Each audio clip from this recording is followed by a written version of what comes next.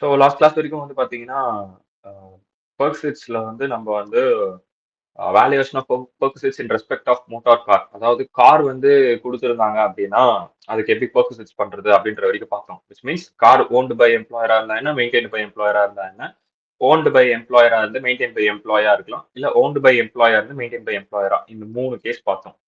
கரெக்டா?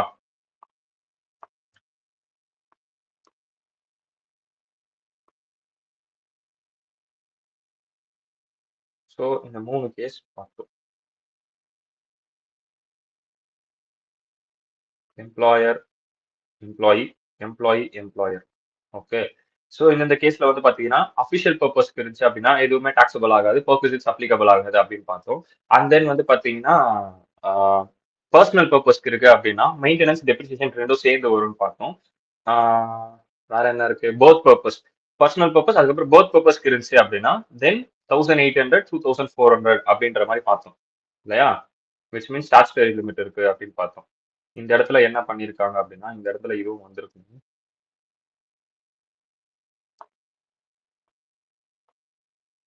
இது வந்து owned by maintained by employer, இது பர்சனல் பர்பஸ், இது பர்த் பர்பஸ்க்கு இப்படி வந்திருக்கணும். ஓகேவா?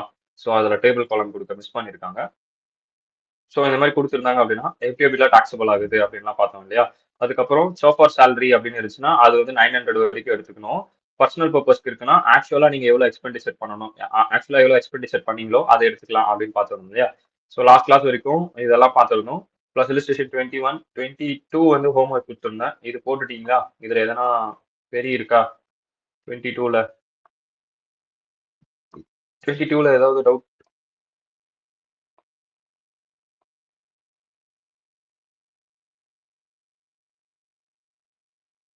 22ல ஏதாவது டவுட் இருக்கா? ஓகே. ஸோ அடுத்த 23, 25, 25 ஹோம்ஒர்க் கொடுத்தோமா?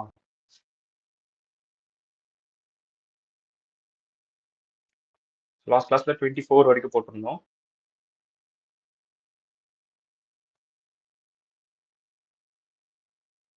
சரி, ஓகே. 25 போட்டுட்டு ஒரு ரிஃப்ரெஷ் மாதிரி பண்ணிட்டு 26க்கு போகும். ஏன்னா 26 வந்து பாத்தீங்கன்னா உங்களுக்கு அதர் பாயிண்ட்ஸ்னு ஒன்று படிச்சோம் லாஸ்ட் கிளாஸ்ல. அதர் பாயிண்ட்ஸ்ல என்னென்ன பார்த்தோம் அப்படின்னா இந்த நோட்ஸ் இங்க இருக்கு இல்லையா?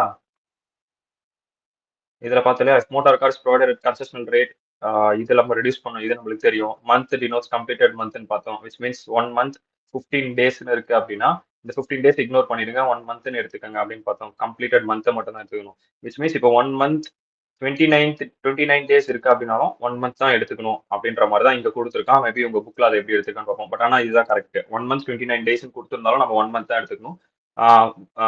பார்ட் ஆஃப் த மந்த் வந்து இக்னோர் பண்ணிடணும் அப்படின்ற மாதிரி.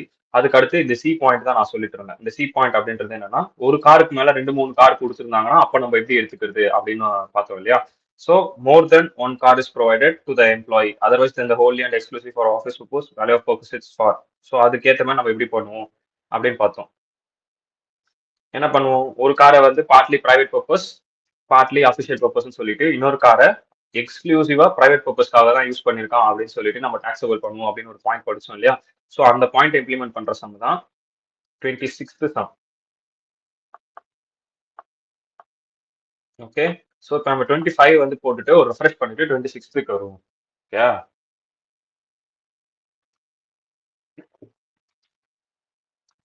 Ton. Amit is provided with the 2 cars to be used official and personal work by his employer Raj. Okay. 2 car provide பண்ணிருக்காங்க இங்கேயே. யூஸ்டு வந்து அஃபிஷியல் ஒன்று பர்சனலுக்குன்னு சொல்லி ரெண்டுமே, அதாவது 2 காருமே அஃபிஷியலுக்கும் இருக்கு பர்சனலுக்கும் இருக்கு அப்படின்ற மாதிரி சொல்லியிருக்காங்க. இந்த following information is available for employer record. எம்ப்ளாயரோட ரெக்கார்ட்ல இதெல்லாம் இருக்கான். கம்ப்யூட்டேஷன் டாக்ஸபிள் வேல்யூ ஆஃப் பர்க்ன்றது perk sheet. Assuming car 1 is exclusively used by Amit. அப்போ கார் 1 வந்து என்னன்னு சொல்லிட்டாங்க, அமித் மட்டுமே யூஸ் பண்றாரு அப்படின்னா கார் 1 வந்து பர்சனல் பர்பஸ்க்கு மட்டும்தான் இருக்கு. ஓகேவா? கார் 2 வந்து போத் அபிஷியல் பிளஸ் பர்சனல். இப்ப இங்க என்ன விஷயம்னா கார் ஓன்டு பை யாரு, employer. Car owned by employer. Car owned by எம்ப்ளாயர்னா நம்ம என்னப்பா ப்ரொவிஷன் பார்த்தோம்? Lessons car owned by employer, maintained பையும் எம்ப்ளாயர் தான் இங்க கரெக்டா?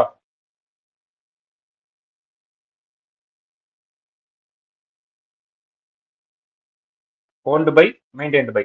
ஸோ அஃபிஷியல் பர்பஸ் வந்து நான் டாக்ஸபிள். பர்சனல் பர்பஸ் இருந்துச்சுன்னா M1 பிளஸ் D2 அப்படின்னு பார்த்தோம். விச் மீன்ஸ் மெயின்டெனன்ஸும் டெப்ரிசியேஷனும் சேர போது. போத் பர்பஸ் இருந்துச்சுன்னா 1800 2400 காரோட கெப்பாசிட்டியை பொறுத்து. விச் மீன்ஸ் 1.6 லிட்டர் மோர் தெனா லெஸ் தெனான்னு பார்க்க போறீங்க. ஓகே. ஸோ இங்க காரோட கெப்பாசிட்டி ஏதாவது கொடுத்துருக்கானா? கீழே இருக்கு பாருங்க. பர்டிகுலர்ஸ்னு கொடுத்துட்டு காஸ்ட் ஆஃப் காரோட காஸ்ட் எவ்வளோனா 6 lakhs 4 lakhs. ஓகே. அதுக்கு அடுத்து running and maintenance borne by the company. Company means employer. Maintenance cost அது வந்து 40,800 28,000. ஓகே.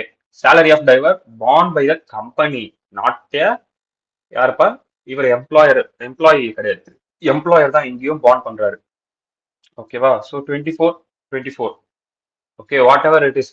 பர்சனல் பர்பஸ்க்கு இருந்துச்சு அப்படின்னா ஆக்சுவல் எக்ஸ்பெண்டிச்சர் எடுத்துப்பீங்க. கார் ஒன் என்னது பர்சனல் பர்பஸ், அப்போ ஆக்சுவலா எவ்வளோ ஆகுதோ அதை எடுத்துப்போம். 24,000 அப்படியே எடுத்துப்போம்.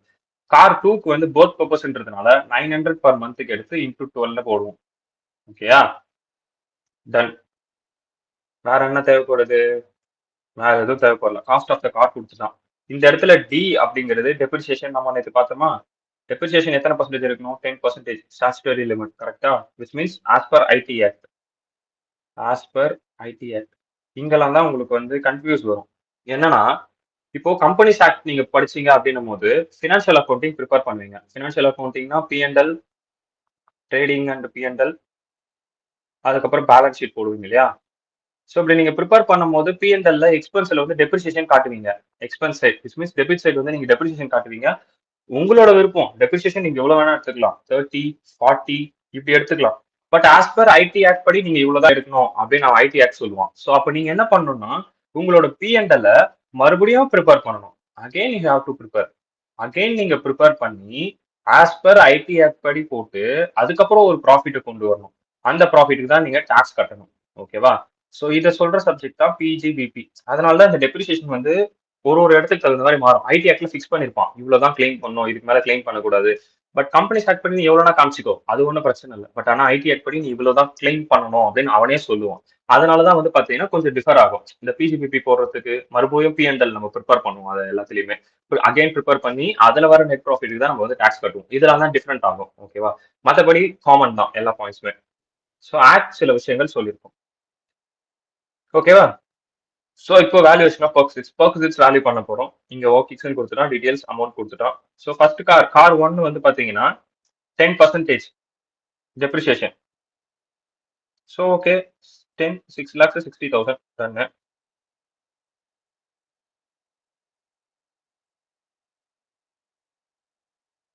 கார் ஒன்னு மட்டும் தான் போட்டிருக்கோம். கார் டூ எங்க? Car two value of perks in respect of car two.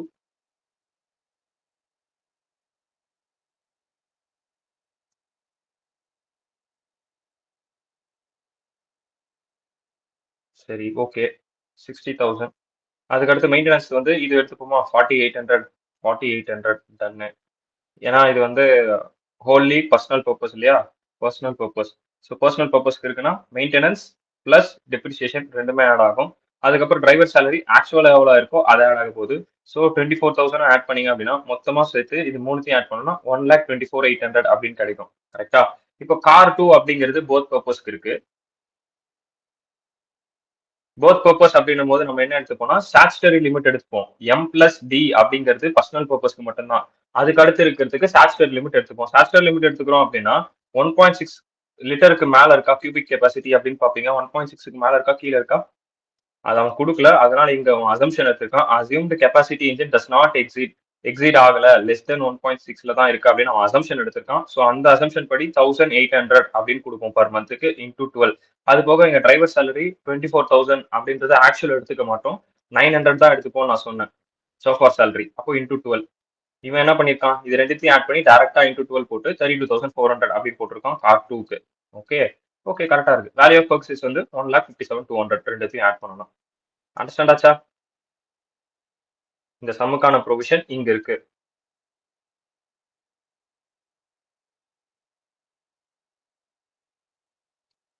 Car owned, maintained by employer. Official purpose, not a purpose, not at all applicable. Charges.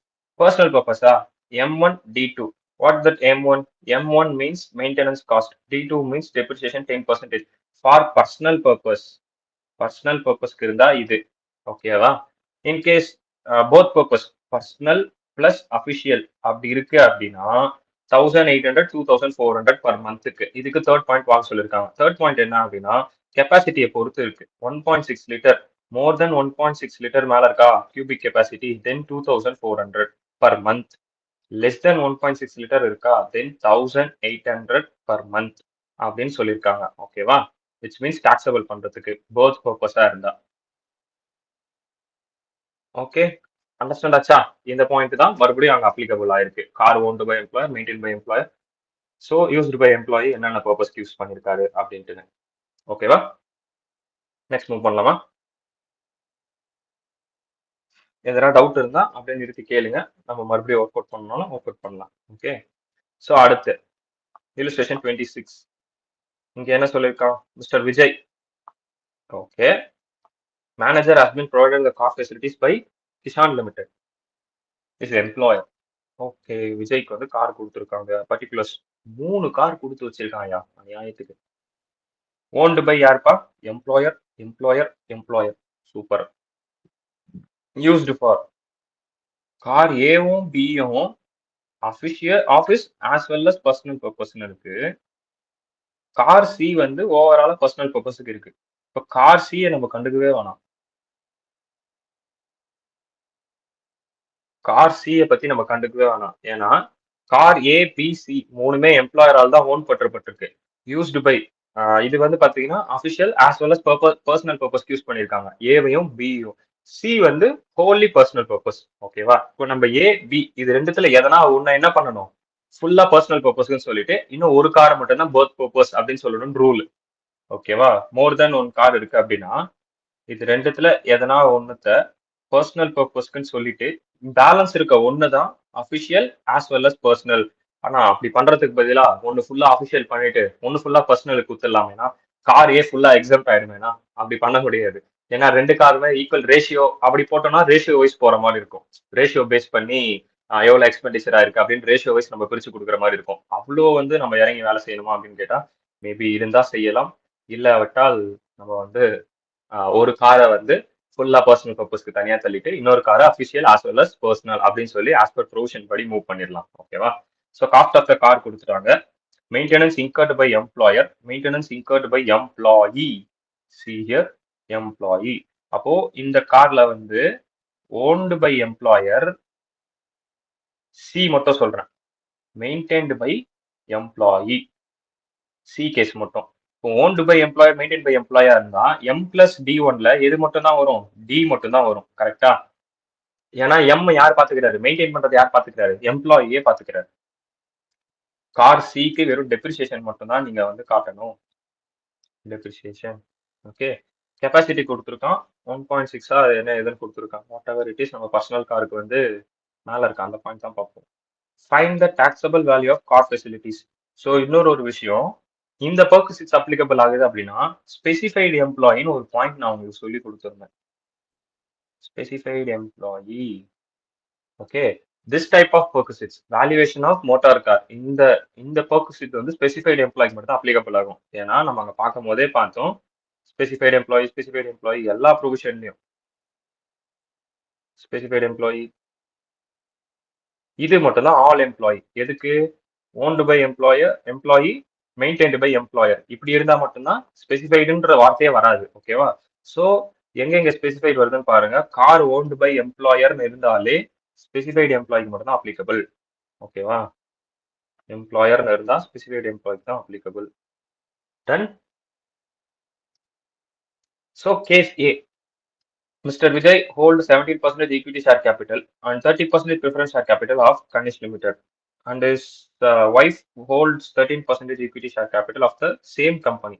Assume his total salary during the year, other than perquisites, is 40,000. அவரோட total salary வந்து 40,000 தானோ other than purposes இந்த மாதிரி case ஏல வந்து நம்ம அங்கேயே பார்த்தோம். ஹஸ்பண்ட் அண்ட் ஒய்ஃப் 2 பேரும் சேர்ந்து 20% மேல ஹோல்ட் பண்ணி தான் அவங்க ஸ்பெசிஃபைட் எம்ப்ளாயான்னு கேட்டா வராது அப்படின்னு பார்த்தோம் இல்லையா? ஸோ ஆப்வியஸா இங்க வராது. Since mister Vijay is not a specified employee and employer owns all car therefore car facility shall not be taxable. So கேஸே முடிஞ்சு இங்கே. புரிஞ்சுதா? கேஸேல அவங்க ஸ்பெசிஃபைட் எம்ப்ளாயி அண்டர்லே வரல. என்ன காரணம்னா இவங்க 2 பேர் என்னதான் 20% மேல ஹோல்ட் பண்ணியிருந்தாலுமே they are not concerned substantial interest person. 20% மேல ஹோல்ட் பண்ணிருந்தாங்க அப்படின்னா சப்ஸ்டான்ஷியல் இன்ட்ரெஸ்ட்னு சொல்லுவோம். அதுக்கு கீழே இவங்க வரல. ஸோ அவங்க வராதனால ஆப்வியஸா அவங்களுக்கு பர்க்ஸில்ஸ் வராது. நீங்க ஸ்பெசிஃபைட் எம்ப்ளாயி கிடையாது அப்படின்னு நம்ம சொல்லிடுவோம். ஓகே, அடுத்து கேஸ் 2. கேஸ் 2 என்ன அப்படின்னு பாத்தீங்கன்னா மிஸ்டர் விஜய் மட்டுமே ஹோல்ட் பண்ணிருக்காருப்பா. சூப்பரு. மிஸ்டர் விஜய் மட்டுமே ஹோல்ட் பண்ணிருக்காரு 25% equity share capital of the employer company. Okay, நாங்க கால்குலேட் பண்றோம். Then case B, since Vijay holds substantial interest in the employer company, hence he specified employee. Yes, of course. An employee has been, இந்த இடத்துல அந்த point வருது பாத்தீங்களா? நம்ம நோட்டுன்னு ஒண்ணு படிச்சோம். நான் இப்போ காலைல கூட மறுபடியும் அந்த நோட்டுன்னு ஒண்ணு சொன்னேன். அந்த பாயிண்ட் எனக்கு கொடுத்துருக்கான். As employee has been provided 2 cars used for official as well as personal purpose. Therefore, he will be have to opt 1 car for office as well as personal and the other car for personal purpose. இது rule. இப்போ நான் சொன்ன மாதிரி மேல நீங்க ratio வச்சு பிரிச்சு போடலாம் அப்படிங்கிறது லாஜிக்.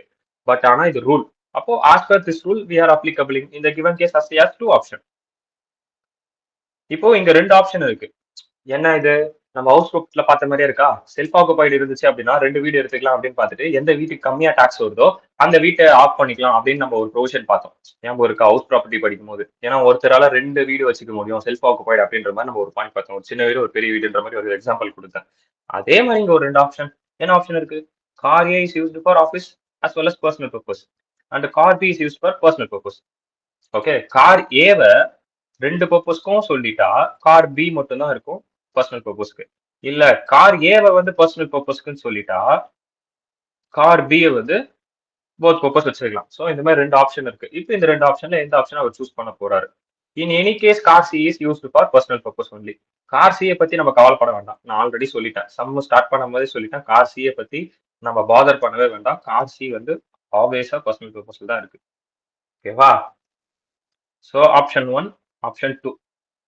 இந்த 2 ஆப்ஷன்ல எந்த ஆப்ஷன் பெஸ்டா இருக்கோ அந்த ஆப்ஷனை நீங்க சூஸ் பண்ண போறீங்க. தென் போலாமா சமூகம்ல? ஃபர்ஸ்ட் ஆப்ஷன் கார் ஏ என்னது? போத் பர்பஸ்க்கு வச்சிருக்கோம். கார் பி பர்சனல் பர்பஸ்க்கு வச்சிருக்கோம். கார் சியும் பர்சனல் பர்பஸ்க்கு வச்சிருக்கோம். கரெக்டா? நம்ம ஃபர்ஸ்ட் கார் பியும் சியும் முடிச்சுட்டு அதுக்கப்புறம் கார் ஏக்கு வருவோம். கார் பி பொறுத்த வரைக்கும் என்ன? Personal purpose.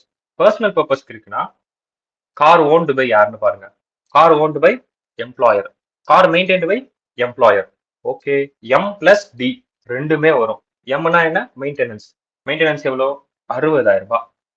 60,000 plus depreciation 10%. எதுல? 5 லட்சத்துல 10% போட்டா அது ஒரு 50,000 ரூபாய். 1,10,000 ரூபாய். கரெக்டோ? 1,10,000 ரூபாய் கரெக்டு. அவ்வளவுதான். கார் பி முடிஞ்சு. கார் சி இப்போ பர்சனல் பர்பஸ்ல இருக்கு. கார் ஓன்டு பை யாரு? Employer. Car maintain by employee. அப்போ இந்த இடத்துல எது மட்டும் தான் வரும்? எம் வந்து வராது. டி மட்டும் தான் வரும். டின்றது என்ன? டெப்ரிசியேஷன் 10%, 20,000 2 lakhsல. கார் பியும் சியும் முடிஞ்சு. ஓகே, இப்போ கார் ஏ. கார் ஏ பொறுத்த வரைக்கும் என்ன அப்படின்னா official as well as personal. Okay, official as well as personal அப்படின்னும் போது நம்ம ஸ்டாச்சுட்டரி லிமிட்டுக்கு போவோம். 1800 2400 அப்படின்ற அந்த லிமிட்குள்ள போவோம். காரோட கெப்பாசிட்டி எங்கேயோ கொடுத்த மாதிரி ஒரு ஃபீலிங் எங்க கொடுத்துருக்கோம்? கீழே கொடுத்துருக்கோம். 1.8 லிட்டர் இருக்கு. ஆப்வியஸா 1.8னா என்னது? 1.6க்கு மேல இருக்கு. Higher capacity. ஹையர் கெப்பாசிட்டி அப்படின்னும் போது நம்ம என்ன பண்ணுவோம்? 2,400 per month எடுப்போம். கரெக்டா? அப்போ 2,400 per month. 2,400 into 12, 28,800. ஆச்சா? கார் ஏ. இப்போ இது மூணுத்தையும் ஆட் பண்ணுங்கப்பா. மூணுத்தையும் ஆட் பண்ணா டோட்டல் எவ்வளவு வரும்? 1,58,800. ஓகேயா? ஆப்ஷன் 1 ஓகேவா? அடுத்து ஆப்ஷன் 2. ஆப்ஷன் 2ல என்ன சொல்லிட்டான்? கார் ஏவை பர்சனல்ல போடு. கார் பிய போத்ல போடு. கார் சிய மறுபடியும் பர்சனல்ல போடு. ஓகே, போட்டாச்சு. அப்ப கார் ஏக்கு பர்சனல் அப்படின்னா எம் பிளஸ் டி பார்க்கணுமா? ஏன்னா மெயின்டைன் பண்றது யாரு? எம்ப்ளாயர் தான். ஒன்றும் பிரச்சனை இல்லை. இங்க 10% போடுங்க. 30,000 ரூபாய் பிளஸ் டி ஒரு 50,000 ரூபாய். 80,000 ரூபாய் வந்துருச்சா? கார் ஏ முடிஞ்சா? கார் சி ஒன்றும் பிரச்சனை இல்லை. அங்க இருக்க 20 அப்படியே தூக்கி காப்பி பேஸ்ட் பண்ணிருங்க இங்க. ஏன்னா ஆல்ரெடி கார் 20 ஆல்ரெடி நம்ம கார் சி வந்து பர்சனல் தான் வச்சிருக்கோம், அதனால 20 தான் வரும். கார் பி தான் இப்போ பர்த் பர்பஸ்க்கு இருக்கு. பர்த் பர்பஸ்க்கு இருக்கு அப்படின்னா நம்ம என்ன பார்க்கணும்? ஸ்டாச்சுரரி லிமிட் மாதிரி பார்க்கணும். 1800 ஆர் 2400. இந்த இடத்துல 1.4 தான் இருக்கு. ஆப்வியஸா 1800 வரப்போகுது. 1800 into 12. ஸோ 21,600. 1800 into 12 கால்குலேட் பண்ணி பாருங்க.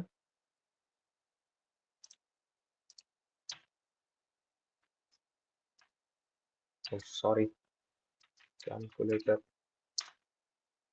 1800 into 12,000. ஓகே, 21,600. இப்போ இது மூணுத்தையும் ஆட் பண்ணுங்க. எப்படி வந்துச்சு தெரிஞ்சிச்சு இல்லையா? No we are adding this 3. இந்த மூணுத்தையும் ஆட் பண்ணோம் அப்படின்னா we got 1,21,600. ஸோ இப்போ இது ரெண்டுத்துல எது கம்மியா இருக்கு அப்படின்றத பார்த்து அவருக்கு நீங்க இந்த ஆப்ஷனை சூஸ் பண்ணிக்கங்க அப்படின்னு சொல்லிடுங்க. ஆஸ் எ கன்சல்டன்ட் உங்ககிட்ட ஒருத்தர் வந்து கேட்கறாரு, இந்த மாதிரி எனக்கு 3 கார் அலோகேட் பண்ணிருக்காங்க, இந்த 3 கார் எனக்கு இருக்கு, ஸோ இதுக்கு ஏத்த மாதிரி எனக்கு எதுல போனா டாக்ஸ் வந்து ஈஸியா இருக்கும், எந்த டாக்ஸ் வந்து கம்மியா இருக்கும் அப்படின்னு உங்ககிட்ட வந்து ஒருத்தர் கேட்கறாங்க அப்படின்னும் போது, ஒரு எம்ப்ளாயி வேலை செஞ்சுட்டு இருக்க ஒரு உங்ககிட்ட வராங்க. ஓகே, நீங்க கார் 2 சூஸ் பண்ணுங்க, அதுலதான் இவ்வளவு வந்து டாக்ஸபிள் கம்மியா வருது, 1,21,600 அப்படின்ட்டு நீங்க சொல்வீங்க. ஓகேவா? சோ இப்போ நீங்க அவருக்கு எவ்வளவு சேவ் பண்ணி கொடுத்துருக்கீங்க? கிட்டத்தட்ட 1,58,800 மைனஸ் 1,21,600. எவ்வளவு சேவ் பண்ணிருக்கீங்க? ஆல்மோஸ்ட் 37,200 நீங்க சேவ் பண்ணி கொடுத்துருக்கீங்க. எவ்வளவு நேரம் கால்குலேஷன்ல எவ்வளவு நேரம் போட்டோம்? ஒரு 15 நிமிஷம் போட்டிருப்போமா? செம்ம. ஒரு 15 நிமிஷம், அட்லீஸ்ட் ஒரு ஒரு 15 நிமிஷம் தான் எனக்கு தெரிஞ்சு மேக்ஸிமம். ஒரு 18 நிமிஷம் வச்சுக்கோங்களேன். 18 மினிட்ஸ்ல நீங்க அவருக்கு எவ்வளவு சேவ் பண்ணி கொடுத்துருக்கீங்கன்னா, விஜய்கின்றவருக்கு 37,200. அவர் வந்து உங்ககிட்ட பேசுறாரு. ஒரு 18 நிமிஷத்துல அவருக்கு நீங்க 37,000 ரூபாய் சேவ் பண்ணிருக்கீங்க. இதுல இருந்து நீங்க ஒரு 15,000 ரூபாய் கேட்டா அவர் கொடுக்க மாட்டாரு. ஏப்பா 37,200 ரூபாய் சேவ் பண்ணி கொடுத்துருக்கேன், என் ஃபீஸ் வந்து 15,000, பேலன்ஸ் இருக்குன்னு உனக்கு சேவிங்ஸ் தான். இன்கேஸ் நீ என்கிட்ட வரல அப்படின்னா நீ 37,000 உனக்கு செலவாயிருக்கும். லாஜிக் கரெக்ட் தானே? இப்போ நீ என்கிட்ட வரல அப்படின்னா உனக்கு எவனோ ஒருத்தன் தலையில மிளகா அரைச்சிருப்பான். 37,000 டெஃபினட்டா நீ போய் செலவு பண்ணிட்டு 37,000 ரூபாய்க்கு நீ டாக்ஸ் கட்டியிருப்ப. உன்னோட இன்கம் நான் இப்ப எவ்வளவு சேவ் பண்ணிருக்கேன் அப்படின்னா, நீ டாக்ஸ் கட்டாம 37,200 ரூபாய் நான் சேவ் பண்ணி கொடுத்துருக்கேன். ஓகே, சோ அதுல இருந்து ஒரு 15,000 இவ்வளவு நீ எனக்கு கொடுத்துட்டு பேலன்ஸ் இன்கம் நீ எடுத்துட்டு போ. லைக் எப்படி சொல்றதுன்னா, இது எக்ஸாக்டா இவ்வளவு வருமா அப்படின்னு கேட்டா நம்மளுக்கு தெரியாது. இதுல அவர் எவ்வளவு டாக்ஸ் கட்டுவாரு அப்படின்னா ஒரு 30% கட்டுற மாதிரி வருதுன்னு வச்சுப்போம்.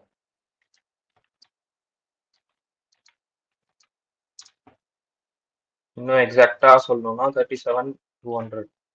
ஏமாந்தவரா இருந்தா ஏமாத்திடலாம். So 30% tax. இன்னும் எக்ஸாக்டா சொல்லணும்னா 11,160 டாக்ஸ் கட்டுற மாதிரி வருது. ஓகேவா? ஸோ ஆப்வியஸா நீங்க வந்து இதுல இருந்து எடுத்துக்கணும் அப்படின்னா அட்லீஸ்ட் ஒரு 8,000 சார்ஜ் பண்ண முடியும் உங்களால. இன்னும் எக்ஸாக்டா நம்ம வந்து சொல்லணும் நம்மளால எவ்வளவு சார்ஜ் பண்ண முடியும் அப்படின்னா, எக்ஸாக்டா உங்களால 8,000 அட்லீஸ்ட் அவ்வளவு லெவலுக்காச்சும் உங்களால சார்ஜ் பண்ண முடியும் இந்த 18 மினிட்ஸ் ஒர்க்குக்கு. புரியுதா? இதனாலதான் நம்மளால வந்து எப்படி சொல்றது, நம்மள வந்து அப்படி சொல்றாங்க. சிஎஸ்சிஏவே சிஎஸ் வந்து அப்படி சொல்றாங்க. பட் ஆனா அந்த மாதிரி நடைமுறை சாத்தியமான்னு நம்மளுக்கு தெரியாது. பட் பேஸ்ட் ஆன் திஸ், இப்போ இன்கேஸ் இது வந்து சக்சஸ் ஆயிடுச்சு, நீங்க பண்ற ஒரு விஷயம் வந்து டெஃபினட்டா சக்சஸ் ஆகுது, ஓகே கரெக்டா இருக்கு அப்படின்னா, ப்ராப்பரா இருக்கு அப்படின்னா, தென் யூ கோட் எனக்கு நீங்க இதுல வந்து எனக்கு ஒரு 30% கொடுத்துருங்க சரியா போச்சு. நீங்க ஒரு 40% அனுப்பிச்சிருங்க. பெர்சன்டேஜ்ல தான் பேசுவோம் நம்ம. காசு காசு வந்து நீ இவ்வளவு கூட அவ்வளவு கூட நம்ம சொல்ல மாட்டோம். ஒரு ஓகே ஒரு 30% அனுப்புங்க, ஓகே ஒரு 1C அனுப்பி விடுங்க அப்படின்ற மாதிரி தான் நம்ம பேசுவோம். ஓகேவா?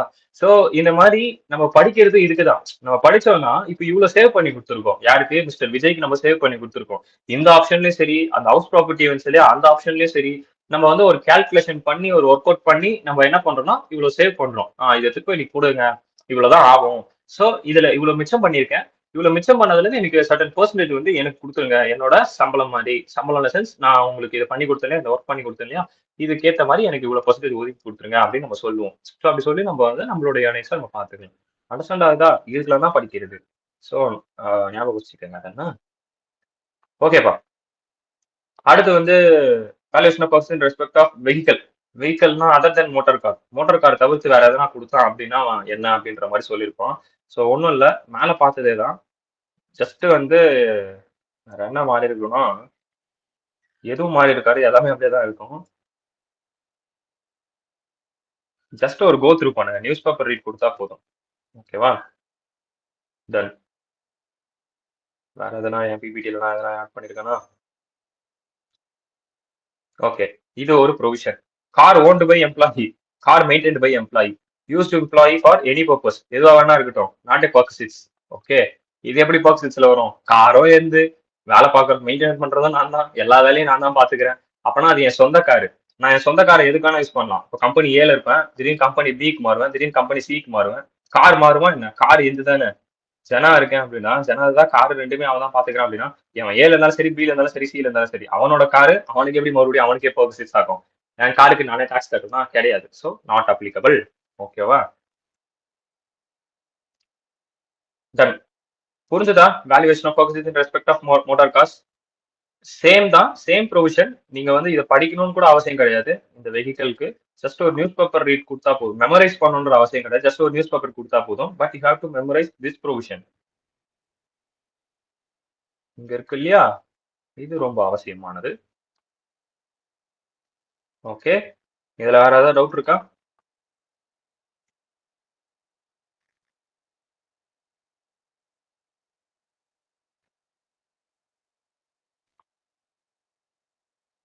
Hope that no doubts here. In case any doubts, அடுத்து நிறுத்தி கேளுங்க. ஓகே, தென் சரவணா கேஜிஎஃப் ஞாபகம் வருது. Okay, next topic, we are moving to next topic. என்னன்னு பாத்தீங்கன்னா, valuation of perquisites in respect of free domestic servants. Free domestic servants இதுக்கு ஏன் அப்படின்னா, இப்போ வீட்டுல வந்து வேலை செய்யறவங்க எல்லாம் இருப்பாங்க இல்லையா? சோ அவங்க எல்லாருமே ஓகே, நீங்க வச்சிருந்தா அது வேற.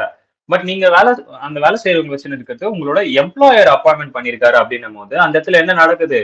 உங்களோட ஓனர் உங்க வீட்டுக்கு வேலை செய்யறதுக்கு ஒருத்தர் அனுப்புறாரு, அவங்களுக்கு நடக்கிற எக்ஸ்பென்ஸை இவர் பாத்துக்கிறாரு அப்படின்னா, அப்ப டெஃபினட்டா அது பர்கசிட்ஸ் தானே. இன்கேஸ் இந்த மாதிரி இல்லாம நீங்களாவே ஒருத்தர் அப்பாயின்மெண்ட் பண்ணிருக்கீங்கன்னு வச்சுப்போம். நீங்களாவே ஒருத்தர் அப்பாயின்மெண்ட் பண்ணிருக்கீங்க. ஓகே, அப்பாயிண்ட் பண்ணிருக்கீங்க. அப்போனா நீங்க என்ன பண்ணுவீங்க? இவங்களுக்கு ஆகிற எக்ஸ்பென்ஸை நீங்க தான் கொடுப்பீங்க. கரெக்டா? சரி, நான் தான் இந்த எக்ஸ்பென்ஸை பியர் பண்ணுவேன். இந்த எக்ஸ்பென்ஸை நான் எப்படி பியர் பண்றேன்? அப்போ எனக்கு ஒரு இன்கம் இருக்கணும் இல்லையா? அந்த இன்கம் நான் எங்க இருந்து வாங்குவேன்? நான் சேலரி பர்சன். அப்போ என்னோட சேலரியில இருந்து வரக்கூடிய ஒரு அமௌண்ட்டை தான் இங்க எடுத்து கொடுப்பேன். இட்ஸ் அ காமன் திங் இப்படி இருக்கும் போது. பட் இன்கேஸ் இப்போ எம்ப்ளாயரே அப்பாயின்மெண்ட் பண்ணிருக்காரு அப்படின்னா, இவர் டைரக்டா இங்க கொடுக்குறாரு அப்படின்னா, அப்போ இது என்னோட சேலரியில ஒரு பார்ட் தானே. எப்படி பார்த்தாலும் என்னோட சேலரியில ஒரு பார்ட் மாதிரி கணக்கு தானே. ஸோ அப்படி டைரக்டா போறதுனால அது வந்து என்னோட சேலரியில சேராதுன்னு நான் சொல்ல முடியாது. ஸோ அதை பெர்குசிட்ஸ் அப்படின்னு சொல்லுவோம். ஓகேவா? அண்டர்ஸ்டாண்ட் ஆச்சா? அது எப்படி பெர்குசிட்ஸ்னு சொல்றோம்னா, ஃப்ரீ டொமஸ்டிக் சர்வன்ட் கொடுத்துருந்தா. ஓகே, ஸோ அதை நான் எடுக்கிறேன். எடுத்துட்டு இது எரேஸ் பண்ற மாதிரி ஆப்ஷன் இருக்கா? இது என்ன? தெரியாம பண்ணிட்டேன். சரி, okay. From current. So servant appointed by, யார் வந்து அப்பாயின்மெண்ட் பண்ணிருக்காங்க பாருங்க. ஃபர்ஸ்ட் எம்ப்ளாயர் அப்பாயின்மெண்ட் பண்ணியிருந்தா என்ன, எம்ப்ளாயி அப்பாயின்மெண்ட் பண்ணியிருந்தா என்ன. Taxable value of perquisites. Actual cost to the employer is taxable as perquisites. எம்ப்ளாயருக்கு எவ்வளவு ஆக்சுவல் காஸ்ட் நடக்குதோ, ஆக்சுவல் காஸ்ட்னா அவர் எவ்வளவு கொடுத்துருக்காரோ, ஆக்சுவல் எக்ஸ்பென்ஸ். இப்ப அந்த அம்மாக்கு வந்து 10,000 ரூபாய் கொடுக்குறோம்னு வச்சுக்கோங்க மாசம் மாசம். அவள் தான் அந்த 10,000 ரூபாய் உங்க பெர்குசிட்ஸ்ல வந்து ஆட் ஆயிடும். டாக்ஸபிள் இந்த ஹேண்ட்ஸ் ஆஃப், யார் யார் கையில டாக்ஸபிள் ஆக போகுது? எம்ப்ளாயர் அப்பாயின்மெண்ட் பண்ணியிருந்தா ஸ்பெசிஃபைடு எம்ப்ளாயா இருந்தா மட்டும்தான் டாக்ஸபிள். எம்ப்ளாயி அப்படியா அவங்களே அப்பாயின்ட் பண்ணியிருந்தா எல்லா எம்ப்ளாயுமே ஒன்றும் பிரச்சனை இல்லை, எல்லா எம்ப்ளாயுமே taxable. Which means which means இந்த இடத்துல அப்பாயிண்டட் பை எம்ப்ளாயர்னா இந்த இடத்துல காஸ்ட் கொடுக்கறது எம்ப்ளாயரா தான் இருப்பாரு. இந்த இடத்துல அப்பாயிண்டட் பை எம்ப்ளாயியா இருக்காரு அப்படின்னா இந்த இடத்துல காஸ்ட் கொடுக்கறது எம்ப்ளாயரா தான் இருப்பாரு. இங்க எம்ப்ளாயர் அப்பாயின்ட் பண்றாரு, எம்ப்ளாயரே காசு கொடுக்குறாரு. இங்க எம்ப்ளாயி அப்பாயின்ட் பண்றாரு, இங்க எம்ப்ளாயர் காசு கொடுக்குறாரு. புரியுதா? டிஃபரன்ஸ் புரியுதா? இந்த பாயிண்ட்டுக்கான டிஃபரன்ஸ் புரியுதா? விச் மீன்ஸ் இந்த செகண்ட் பாயிண்ட்ல நடக்குது ரீஇம்பர்ஸ்மெண்ட் மாதிரிப்பா. செகண்ட் பாயிண்ட்ல நடக்குது ரீஇம்பர்ஸ்மெண்ட் மாதிரி. ரீஇம்பர்ஸ்மெண்ட்னா எம்ப்ளாயி அப்பாயின்மெண்ட் பண்றாரு, அதுக்கு எம்ப்ளாயர் காசு கொடுத்துடுறாரு, திரும்ப கொடுத்துடுறாரு அப்படின்னா ரீஇம்பர்ஸ்மெண்ட் மாதிரி. அந்த மாதிரியான சுச்சுவேஷன் இருக்கு அப்படின்னா எல்லா எம்ப்ளாய்க்குமே, ஆல் எம்ப்ளாய்க்குமே அப்ளிகபிள். இன்கேஸ் எம்ப்ளாயர் அப்பாயின்மெண்ட் பண்றாரு அப்படின்னா, அவரே அப்பாயின்மெண்ட் பண்றாரு, ரீஇம்பர்ஸ்மெண்ட் பண்ணலாம், அவரே அப்பாயின்மெண்ட் பண்றாரு அப்படின்னா ஸ்பெசிஃபைடு எம்ப்ளாய்க்கு மட்டும் தான் டாக்ஸபிள் ஆகும், அதர் எம்ப்ளாய்க்கு டாக்ஸபிள் ஆகாது. ஓகேவா? இந்த பாயிண்ட் புரியுதா? கொஞ்சம் கன்ஃபியூஸ்டா இருக்க மாதிரி இருக்கும் இந்த பாயிண்ட். பட் ஆனா இது கிளியர் பாயிண்ட் தான். எனக்கு தெரிஞ்சு உங்களுக்கு கிளியரா இருக்கும்னு நினைக்கிறேன். நடத்தி நடத்தி நான் அதை கிளியரா சொல்ற அளவுக்கு வந்துட்டேன். ஓகே. டன். ஸோ சில நோட்ஸ் நம்ம நோட் பண்ண வேண்டியிருக்கு. என்னென்ன நோட்ஸ் அப்படின்னா, இன்கேஸ் ரென்ட் ஃப்ரீ அக்காமடேஷன் குடுத்துருக்காங்க. Owned by employees provided with gardener. கார்டனரோட சேர்த்து குடுத்துருக்காங்கன்னா, okay. Then garden salaries and maintain cost of garden shall not be taxable. Gardener சேலரியும் மெயின்டெனன்ஸ் காஸ்ட் ஆஃப் கார்டனும் நாட் டாக்ஸபிள் அப்படின்னு சொல்லியிருக்காங்க. ஓகேவா? ஸோ அது ஒரு சர்க்குலர் வந்திருக்கு. 19/10/1973ல. ஓகே. இன்னைக்கு இந்த கார்டன் பார்த்த உடனே ஒண்ணு ஸ்ட்ரைக் ஆகுது. ஐ திங்க் இது எங்கேயோ கேட்டேன். ஏதோ ஒரு மூவியா என்னன்னு தெரியல.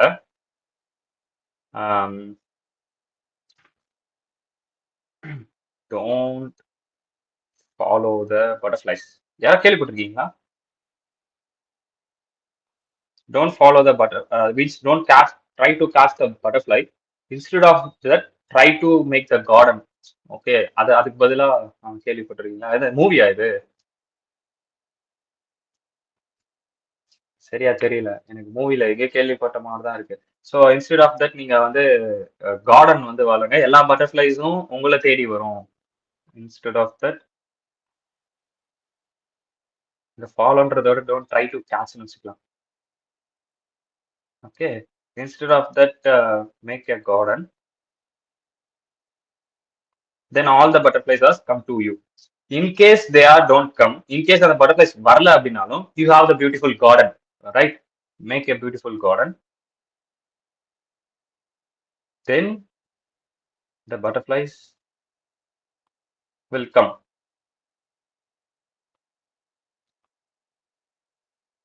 Even the butterflies not come.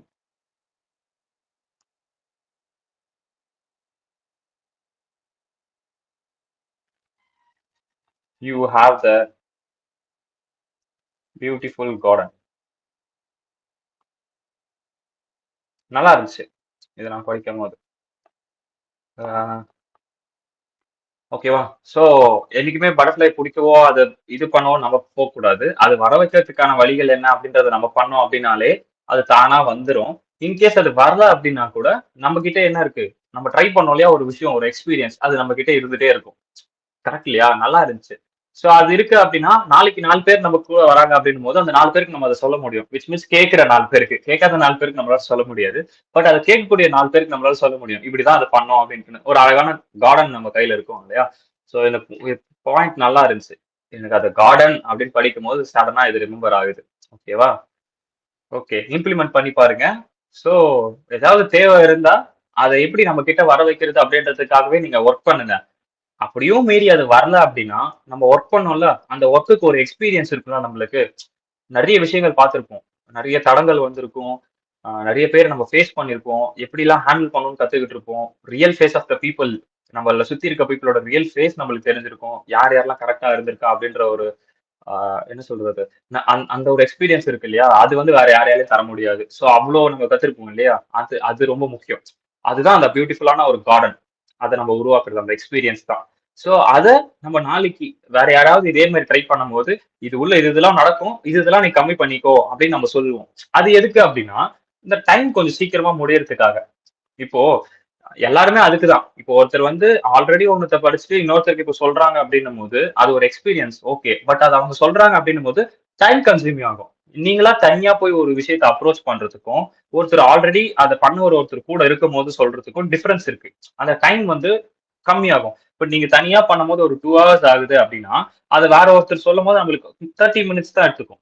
இவ்வளவுதான்டா விஷயம். இது எங்க நடக்கும் அப்படின்னா, எக்ஸாம் டைம்ல நடக்கும். எக்ஸாம் டைம்ல நான் காலேஜ் எக்ஸாம் சொல்றேன். நம்மளோட எக்ஸாம் சொல்லல. மேபி நம்மளோட எக்ஸாம் சில பேருக்கு நடக்கலாம். காலேஜ் எக்ஸாம் டைம்ல செம் எக்ஸாம் இருக்குன்னா, மாங்கு மாங்கு மாங்கு மாங்குன்னு 2 மணி நேரம் 3 மணி நேரம் டீச்சர்ஸ் நடத்துனத எக்ஸாமுக்கு முன்னாடி நம்ம ஆள் என்ன பண்ணுவான்? ஒரு 5 நிமிஷம் 10 நிமிஷத்துல சொல்லி கொடுத்துட்டு போயிடுவான். கரெக்ட்டா? ஏன்னா அவன் ஆல்ரெடி அத நல்லா படிச்சிருப்பான். நம்ம படிக்காம நம்ம சும்மா சுத்திக்கிட்டு இருந்திருப்போம். நான் எக்ஸாம் எழுதும்போது அப்படிதான். காலேஜ் எக்ஸாம் எழுதும்போது ஒரு 5 நிமிஷம் என் ஃப்ரெண்ட் ஒருத்தன் வருவான். இதுதான் ஏன்னா எக்ஸாம் நாளைக்குன்னா எனக்கு இன்னைக்கு தான் என்ன எக்ஸாம் அப்பதான் தெரியுமே. ஓஹோ இதான் எக்ஸாமா அப்படின்ற மாதிரி தான் நம்ம போறது.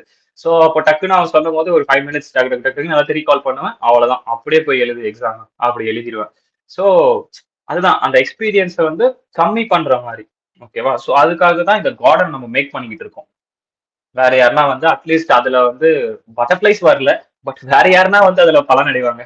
ஒரு சின்னதா ஒரு மரம் வச்சிருந்தா கூட, அந்த மரத்தோட நிழல் வேற யாருக்குன்னா யூஸ் ஆகும் அப்படின்ற அந்த கணக்கு தான். ஓகேவா? அந்த எக்ஸ்பீரியன்ஸ்ல.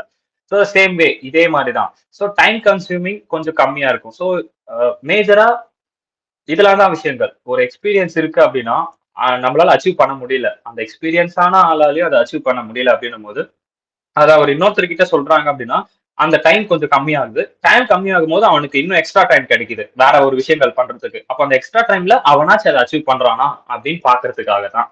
அந்த விஷயம். இன்னொருத்தர்கிட்ட போய் சொல்றது. ஸோ ஆல்வேஸா வந்து நெறைய ஷேர் பண்ணுங்க. நெறைய ஷேர் பண்ணுங்க சென்ஸ் உங்களுக்கு இருக்கக்கூடிய ரிலேட்டடா இருக்கக்கூடிய விஷயங்கள் நெறைய பேருக்கு சொல்லுங்க. இது இன்னும் இப்படி இருக்கு. இப்படி ஒரு கோர்ஸ் இருக்கு. இந்த மாரி பண்ணலாம் அப்படின்றத நீங்க சொல்லுங்க. உங்களுக்கு தெரிஞ்ச விஷயங்கள தெரியாதவங்களுக்கு நெறைய பேருக்கு சொல்லிக் குடுத்துட்டே இருங்க. ஆட்டோமேட்டிக்கா நீங்க அதுல எக்ஸ்பீரியன்ஸ் ஆன ஆளா ஆயிடுவீங்க. நீங்க அதுல எக்ஸ்பீரியன்ஸ் ஆயிட்டீங்க அப்படின்னா, தென் மத்த விஷயங்கள்லாம் ஆட்டோமேட்டிக்கா நம்மள ஃபாலோ பண்ணி வர ஆரம்பிக்கும். நம்ம போயிட்டு மத்தத ஃபாலோ பண்ணணும் அப்படின்ற அந்த ஒரு விஷயம் இருக்காது. ஓகே. டன். கிளாஸுக்கு நடுவுல ஒரு ஸ்டோரி வந்துருச்சு. ஓகேவா? எனக்கு அப்படியே எங்கெங்கேயோ போயிருச்சு டக்கு டக்குன்னு. நான் நெறைய போக்கூடாது அப்படின்னு அப்படியே நிறுத்திட்டேன். டன். அடுத்து வந்து பார்த்தீங்கன்னா, இங்க நிறுத்தியிருந்தோம். Okay. Now back to our class. Okay. Gaining the experience is one of the beautiful garden. ரைட்டா? ஸோ அந்த மாரி கார்டனர் சேலரி இருக்கு அப்படின்னா, shall not be taxable. Okay. Taxable ஆகாது. பார்த்தாச்சு. அதுக்கப்புறம் பி. பி என்ன குடுத்திருக்கான்? Any amount charge from employee. Employee கிட்ட இருந்து நான் ஒரு சர்டன் அமௌண்ட் சார்ஜ் பண்றேன். இப்ப இங்க 10,000 ஒரு எக்ஸாம்பிள் சொன்னேன் அந்த அம்மாக்கு. 10,000 எம்ப்ளாயர் குடுக்குறாரு அப்படின்னு நம்ம பார்த்தோம். இப்போ எம்ப்ளாயி கிட்ட இருந்து என்ன வாங்குறாருன்னா, எம்ப்ளாயர் வந்து ஒரு 2,000 வாங்குறாருன்னு வச்சுக்கோமே இந்த பர்பஸ்க்கு. அப்போ 8,000 தான் வேல்யூ ஆஃப் பர்பஸ். கரெக்டா? The same way here they give for such facility shall be reduced from above value. நம்ம வேல்யூஷன் ஆஃப் மோட்டார் கார்ல பார்த்தோம் இல்லையா அதே மாதிரி தான். அதுக்கப்புறம் domestic servant allowances given to employees fully taxable. You know the difference between allowances and then facility. Allowances வேற. நம்ம பாத்துக்கிட்டு இருக்கு பெர்குசிட்ஸ். அலவன்சஸா கொடுத்தா அது ஃபுல்லி டாக்ஸபிள். நல்லா பாத்துக்கங்க. அலவன்சஸ் வேற, ஃபெசிலிட்டி வேற. நான் இதுதான் அப்போ படிக்கும் போதுல இருந்தே அலவன்சஸ் படிக்கும் போதுல இருந்தே சொல்லிக்கிட்டு இருக்கேன். ஓகேவா? அலவன்சஸ் வேற, ஃபெசிலிட்டிஸ் வேற. அலவன்சஸ் இருந்தா ஃபுல்லி டாக்ஸபிள். நான் படிக்கும் போதெல்லாம் இதையே ஒரு அலவன்சஸா நினைச்சு எதுக்குடா மேல வந்து பெர்குசிட்ஸ்னு கொடுக்குறீங்க மறுபடியும் எதுக்குடா ஃபுல்லி டாக்ஸபிள் கொடுக்குறீங்க எனக்கு ஒண்ணுமே புரியலங்க. வடிவேல் சொல்ல என்னங்க எனக்கு ஒண்ணுமே புரியலங்க. அந்த மாதிரி தான் இருந்துச்சு எனக்கு ஆக்சுவலா பாயிண்ட்ஸ். ஏன்னா என்னால நாங்க படிக்கும் போது அலவன்சஸையும் பெர்குசிட்ஸையும் எங்களால தனியா பிரிக்கணும் அப்படின்ற அந்த மைண்ட் தாட்டே வரல. அதுவும் காசுதான் இதுவும் காசுதான் ரெண்டுத்துக்குமே ஒரே மாதிரி தான் டாக்ஸபிள் எப்படியே மண்டை பிச்சுக்கோ. சோ அதுக்கப்புறம் தான் புரிஞ்சுச்சு ஓஹோ இது ஃபெசிலிட்டி இது அலவன்சஸ் இந்த மாதிரி சில வேர்டிங்ஸ் இந்த வேர்டிங்ஸ் இது வரும் அப்படின்றது ஒரு அண்டர்ஸ்டாண்ட் நம்ம கொஞ்சம் மேஜராவே கொஞ்சம் கம்மி தான் ஆவரேஜ் ஸ்டூடெண்ட் தான் நம்ம படிக்கிறது. இதுல இந்த வேர்டிங்ஸ் வேற நம்ம செக்ரிகேட் பண்றதுக்குள்ளயும் எப்பா போதும் ஆயிடும். Next, reimbursement of a servant salary by employer shall be taxable in the hands of all employee. இந்த D பாயிண்ட் தான் இந்த செகண்ட் பாயிண்ட். ஓகே நான் சொன்னேன் இல்லையா அந்த டி பாயிண்ட் தான் அந்த செகண்ட் பாயிண்ட். ரீஇம்பர்ஸ்மெண்ட் பண்ணியிருந்தா ஆல் எம்ப்ளாயி கையிலுமே டாக்ஸபிள் ஆகும் அப்படின்னு நான் சொன்னேன் இல்லையா அதுதான் இங்க சொல்லியிருக்கான். ஓகேவா? டன். அடுத்த சம்முல போவோமா? Okay now we are going to do the sum. So இதான் valuation of purposes in respect of domestic servant. So மற்றதெல்லாம் சேம் தான். ஜஸ்ட் எல்லாமே ப்ரொவிஷன் எல்லாமே கவர் ஆயிடுச்சு. நம்ம டைரக்டா சம்முல போவோம். ஸ்ரீ பகவான் has been provided with the following servant by his employer. யாரால கொடுக்கப்பட்டிருக்கு? எம்ப்ளாயரால கொடுக்கப்பட்டிருக்கு. பாருங்கப்பா. சர்வெண்ட் யாரா இருப்பா? ஃபர்ஸ்ட் வாட்ச்மேன் இருக்காரு. Appointed by employer. Okay. Cook இருக்காங்க. Employee's wife. Okay. Maid servant இருக்காங்க. எம்ப்ளாயர். ஸ்வீப்பர் இருக்காங்க. எம்ப்ளாயர். கார்டனர் இருக்காங்க. Employer. Okay whatever it is கார்டனருக்கு தான் நம்ம என்னன்னு பார்த்தோம் நாட் டாக்ஸபிள்னு பார்த்தோமா? So this is not taxable. இந்த கார்டனர் ப்ரொவிஷன் உங்களுக்கு மறக்கவே மறக்காதுல ஒரு கதையே வந்துருச்சு அதுல இருந்து. ஓகே. அதுக்கப்புறம் ஸ்ரீ பகவான் has also been provided a rent free accommodation which is owned by employer. Super fine taxable value of servant facilities if case A is a specified employer இருந்தா is non specified employer இருந்தா என்ன? Okay. appointed by employer மட்டும் இப்போ choose பண்ணுங்க. Employer employer employer ரெண்டு employer இருக்கு. ஓகேவா? Appointed by employer அப்படின்னும் போது ஸ்பெசிஃபைட் எம்ப்ளாய்க்கு மட்டும் தான் டாக்ஸபிள் அப்படின்னு பார்த்தோம் இல்லையா? கேஸ் ஏ என்ன? Specified employer. ஓகே.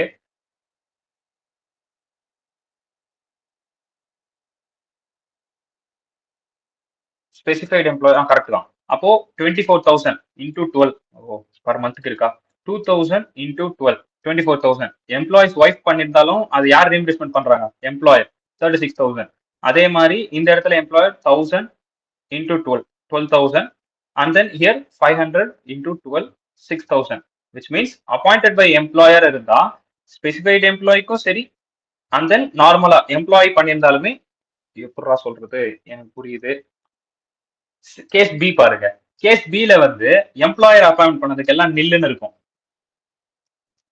ஓகேவா எம்ப்ளாயி அப்பாயின்ட் பண்ணதுக்கு மட்டும் டாக்ஸபிளா இருக்கும் இப்போ இது ரெண்டுத்தையும் கம்பேர் பண்ணுங்க கேஸ் ஏவையும் கேஸ் பியும் இப்போ அண்டர்ஸ்டாண்ட் ஆகுதா பாருங்க புரிஞ்சுதா இல்ல கன்ஃபியூஸ் ஆகுதா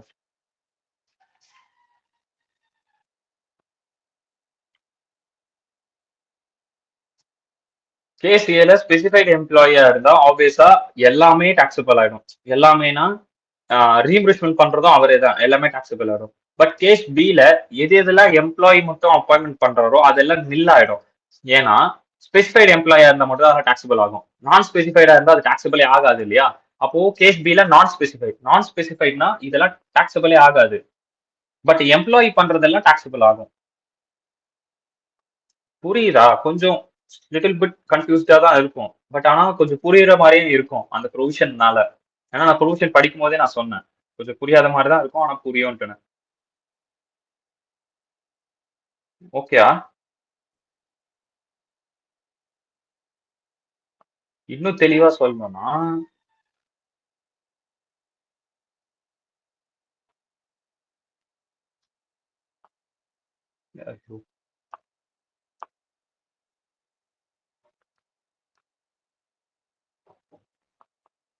ஸ்பெசிஃபைடு எம்ப்ளாயி எனக்கு இதுக்கு சொல்லுங்களேன் இப்போ ஸ்பெசிஃபைடு எம்ப்ளாயின்னு இருந்தா எல்லாமே டாக்ஸபிள் ஆகுமா இல்ல குறிப்பிட்ட ஒரு சிலது மட்டும் தான் டாக்ஸபிள் ஆகுமா பர்குசிட்ஸ் பாயிண்ட் ஆஃப் வியூல நான் பர்குசிட்ஸ் படிக்கும் போது ஒரு ஃபர்ஸ்ட் ஸ்டார்டிங்ல படிக்கும்போது ஸ்பெசிஃபைட் எம்ப்ளாயி 3 பேர் சொல்லும் போது ஒரு விஷயம் சொன்னேன் நிறைய இவங்களுக்கு தான் டாக்ஸபிள் ஆகும் மோஸ்ட்லி ஒரு சில இடத்துல தான் ஆல் எம்ப்ளாயி அப்படின்ற அந்த கான்செப்ட் வரும் அப்படின்ற மாதிரி நான் உங்களுக்கு சொன்னேன் ஞாபகம் இருக்கா இப்போ நான் கேட்கறது என்னன்னா ஸ்பெசிஃபைட் எம்ப்ளாய்க்கு சில ஸ்பெசிஃபிக்கான விஷயங்கள் மட்டும் தான் டாக்ஸபிள் ஆகுமா இல்ல எல்லாமே டாக்ஸபிள் ஆகுமா ஸ்பெஷல் கேஸ் மட்டுமா இல்லைன்னா எல்லா கேஸுமே வா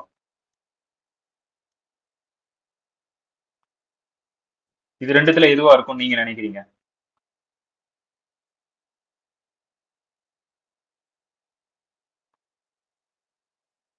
ஸ்பெஷல் கேஸ்க்கு மட்டும்தான் ஆகும்னு நினைக்கிறீங்களா இல்ல எல்லா கேஸ்க்குமே ஆகும்னு நினைக்கிறீங்களா இதுக்கு மட்டும் நீங்க தெளிவா இருந்துட்டீங்கன்னா உங்களுக்கு வந்து அது தெரிஞ்சிருச்சு அப்படின்னு அர்த்தம் லாஜிக்கலாவும் திங்க் பண்ணி யோசிச்சுங்க லாஜிக்கலாவும் திங்க் பண்ணி சொல்லுங்க ஏவா பியா என்னோட அமைதியா இருக்கீங்க எல்லாரும் தூங்கிட்டு இருக்கீங்களோ எல்லாமேனா எல்லாமே ஆல் ஏன் எப்படி லாஜிக்கலாவா எப்படி எப்படி எல்லாமேன்னு சொல்றீங்க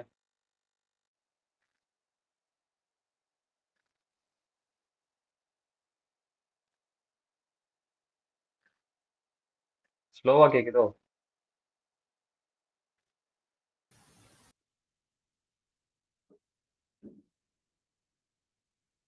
ஹலோ அதான் நான் எல்லாமே டாக்ஸபிள் நினைக்கிறேன் கரெக்ட் தான் அது எப்படின்னா இப்போ ஆல்ரெடி அவங்க ஸ்பெசிஃபைடு எம்ப்ளாயி தான் லெசன்ஸ் இப்போ காமனா எடுத்துக்கோங்களேன் ஸ்பெசிஃபைடு எம்ப்ளாயி நார்மல் எம்ப்ளாயி காமனா எடுத்துப்போம் இப்போ நார்மல் எம்ப்ளாயி விட ஒரு ஸ்டெப் மேல இருக்கிறவங்க தான் specified employee in my logical point of view because அவங்க சப்ஸ்டன்ஷியல் இன்ட்ரெஸ்டோட போர்ட் ஆஃப் டைரக்டர்ஸ் பிளஸ் 50,000 ரூபாய்க்கு மேல இருக்கு அப்போ நார்மல் எம்ப்ளாயி விட ஒரு ஸ்டெப் மேல இருக்காங்கன்னு தான் அர்த்தம் கரெக்டா ஒரு ஸ்டெப் மேல இருக்காங்கன்னா நார்மல் எம்ப்ளாய்க்கே பர்க்ஸ் வருது நார்மல் எம்ப்ளாய்க்கே பர்க்ஸ் கால்குலேஷன் ஆகுது அப்படின்னா அப்ப இவங்களுக்கு ஆகாதா என்ன ஏன்னா பர்க்ஸ் அப்படிங்கிறது மேஜரா யாருக்கு அப்ளிகபிள் ஆகும் நான் சொன்னேன் ஸ்பெசிஃபைட் எம்ப்ளாய்க்கு ஜாஸ்தி அப்ளிகபிள் ஆகும் நான் சொன்னேன் நார்மல் எம்ப்ளாயே வந்து பர்க்ஸ் கட்டுறான் நீ அவனோட ஜாஸ்தியா ஒரு ஸ்டெப் மேலதான் இருக்க அப்புறம் எதுக்கு உனக்கு வந்து ஸ்பெஷல் கேஸுக்கு நான் வந்து எக்ஸம்ஷன் கொடுக்கணும் ஸ்பெஷல் கேஸ் எக்ஸம்ஷன் இவங்களுக்கு மட்டும்தான் ஸ்பெஷல் கேஸ் எக்ஸம்ஷன் நார்மல் எம்ப்ளாய்க்கு மட்டும்தான் ஸ்பெசிஃபைட் எம்ப்ளாயா இருந்தா நான் எதுக்கு உனக்கு எக்ஸம்ஷன் கொடுக்கணும் நீ ஆல்ரெடி நார்மல் எம்ப்ளாயி விட ஒரு ஸ்டெப் மேலதான் இருக்க அப்போ எல்லா கேஸ்க்குமே நீ என்ன பண்ணு டாக்ஸ் கட்டு அப்படின்னு சொல்லுவாங்க இப்போ சேம் கான்செப்ட் ஹியர் ஸ்பெசிஃபைட் எம்ப்ளாயா இருக்காரு அப்படின்னா எல்லா கேஸ்லயும் டாக்ஸ் கட்டு நார்மல் எம்ப்ளாயா இருக்காரு அப்படின்னா சில கேஸ்க்கு எக்ஸம்ஷன். ஓகே, நான் பண்ணதுக்கு நீ காசு தர வேண்டாம் அப்படின்னு சொல்லியிருப்பாங்க. இப்ப புரிஞ்சுதா இது? ஆல்ரெடி நீ ஒரு ஸ்டெப் மேலதான் இருக்க. அப்படி இருக்கும்போது நான் எதுக்கு உனக்கு ஸ்பெஷல் எக்ஸெப்ஷன் கொடுக்கணும்? ஸ்பெஷல் எக்ஸெப்ஷன் உனக்கு கிடையாது அப்படின்னு நம்ம சொல்லியிருப்போம். அதை படி இந்த சம் அப்ரோச் பண்ணீங்கன்னா, பட் அதான் லாஜிக் பாயிண்ட். அந்த லாஜிக் வச்சு நீங்க இதை அப்ரோச் பண்ணீங்க அப்படின்னா இந்த சம் உங்களுக்கு ஈஸியா இருக்கும். ஏன் இப்ப புரிஞ்சுதா? ஏன்னா ஸ்பெசிஃபைட் எம்ப்ளாயி ஆல்ரெடி 20% நீ சப்ஸ்டன்ஸ் இன்ட்ரெஸ்ட் வச்சிருக்க, பிளஸ் நீ போர்ட் ஆஃப் டைரக்டர், அதுவும் போக நீ என்னது அக்ரிகேட் சேலரி 50,000 மேல வாங்குற, அப்புறம் எதுக்கு நான் உனக்கு வந்து எக்ஸாம்ஷன் கொடுக்கணும்? நீ டாக்ஸ் கட்டு அப்படின்னு சொல்லுவோம். புரியுதா? இங்க பாருங்க 78,000 அவன் கட்டுறான், 42,000 தான் கட்டுறான். So this is the difference ஸ்பெசிஃபைட்க்கும் நான் ஸ்பெசிஃபைட்க்கும். நம்ம லாஜிக்கலா கொஞ்சம் திங்க் பண்ணணும். ஓகே, கொஞ்சம் கன்ஃபியூஸா தான் இருக்கும், பட் ஆனா நீங்க கொஞ்சம் ஒர்க் அவுட் பண்ணி பார்க்கணும். Okay, so I moving forward. எதனா டவுட்னா நிறுத்தி கேளுங்க. ஸோ நெக்ஸ்ட் வந்து இந்த கேஸ் எலக்ட்ரிசிட்டி ஜஸ்ட் அது ப்ரொவிஷன் தான், நீங்க படிச்சுக்கோங்க. அதே மாதிரி இந்த இடத்துல ஃப்ரீ எஜுகேஷனும் ப்ரொவிஷன் தான். ஃப்ரீ எஜுகேஷன் அப்படின்னு வந்துச்சுன்னா நம்ம ஆல்ரெடி சொன்ன மாதிரி ஒரு சைல்டுக்கு வந்து 1000 per month per சைல்டுக்கு எடுத்துக்க முடியும். சரி, ஓகே, இந்த ப்ரொவிஷன் மட்டும் நம்ம படிப்போம்.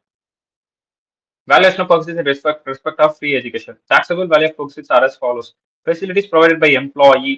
எம்ப்ளாயியே கொடுத்திருந்தா, எம்ப்ளாயி, ஓகே, அதாவது அவரே வேலை செய்யறவரே, நானு, ஓகே, நானே கொடுத்திருந்தா நாட் டாக்ஸபிள். ஏன்னா நான் காசு வாங்குறேன், நான் ஃபீஸ் கட்டுறேன். Okay, facilities provided to family members, which means okay, provided to, once again, employer வந்து எம்ப்ளாயிக்கு வந்து ஏதாவது எஜுகேஷன் ஃபெசிலிட்டிஸ் பண்ணி தராங்கன்னா அது நாட் டாக்ஸபிளாம். Okay, to employee. In case employer வந்து ஃபேமிலி மெம்பர்ஸ்க்கு பண்ணி தராரு அப்படின்னா அப்போ அது டாக்ஸபிள் ஆகும். Facilities provided to family members அப்படின்னா அது எப்படி டாக்ஸபிள் ஆகுது? இந்த கேஸ்ல நாட் டாக்ஸபிள், இந்த கேஸ்ல டாக்ஸபிள் ஆகுது. அது எப்படி டாக்ஸபிள் ஆகுதுன்னு கீழே கொடுத்துருக்கான். ஓகேவா? Done. So facilities provided in institution owned by employer, அதாவது அவரே சொந்தமா வச்சிருந்தாரு அப்படின்னா என்ன அப்படின்னு சொல்றாங்க. சைல்ட் ஆஃப் த அசசி, அதாவது எம்ப்ளாயியோட குழந்தைக்கு கொடுக்குறாங்க அப்படின்னா cost of such education similar institution subject to exemption. Exemption எவ்வளவா? 1000 ரூபாய் பர் மந்த்துக்கு எக்ஸம்ஷனா, 12,000 ரூபாய் எக்ஸம்ஷன். இப்போ ஃபீஸ் 80,000 ரூபாய் இருக்கு அப்படின்னா ஒரு வருஷத்துக்கு 80,000 ரூபாய் கொஞ்சம் ஜாஸ்தி தான். ஒரு 50,000 ரூபாய் இருக்குன்னு வச்சுக்கோம். அப்போ 12,000 ரூபாய் எக்ஸம்ஷன். இல்ல இப்போ வந்துருச்சு 80,000 வரைக்கும். ஓகே, இப்போ 12,000 ரூபாய் போச்சுன்னா மிச்சம் அவர் எவ்வளவு கட்டுற மாதிரி வரும்? 8, 38,000 கட்டுற மாதிரி வரும். கரெக்டா? என்னடா மேக்ஸ்ல ஒரு கன்ஃபியூஷன். 38,000. என்னடா இது மாதிரி காரனுக்கு வந்து சோதனை அப்படின்ற மாதிரி இருக்கு. Okay, per சைல்டுக்கு. ஸோ அப்போ எத்தனை சைல்டு வச்சிருக்கீங்களோ அதுக்கு ஏற்ற மாதிரி நீங்க பிரிச்சுக்கலாம். அதே மாதிரி அதர் ஃபேமிலி மெம்பர்ஸ் கொடுத்துருந்தீங்கன்னா cost of education in similar institutions shall be taxable. என்னது? Cost of such education in similar institutions shall be taxable. Other family members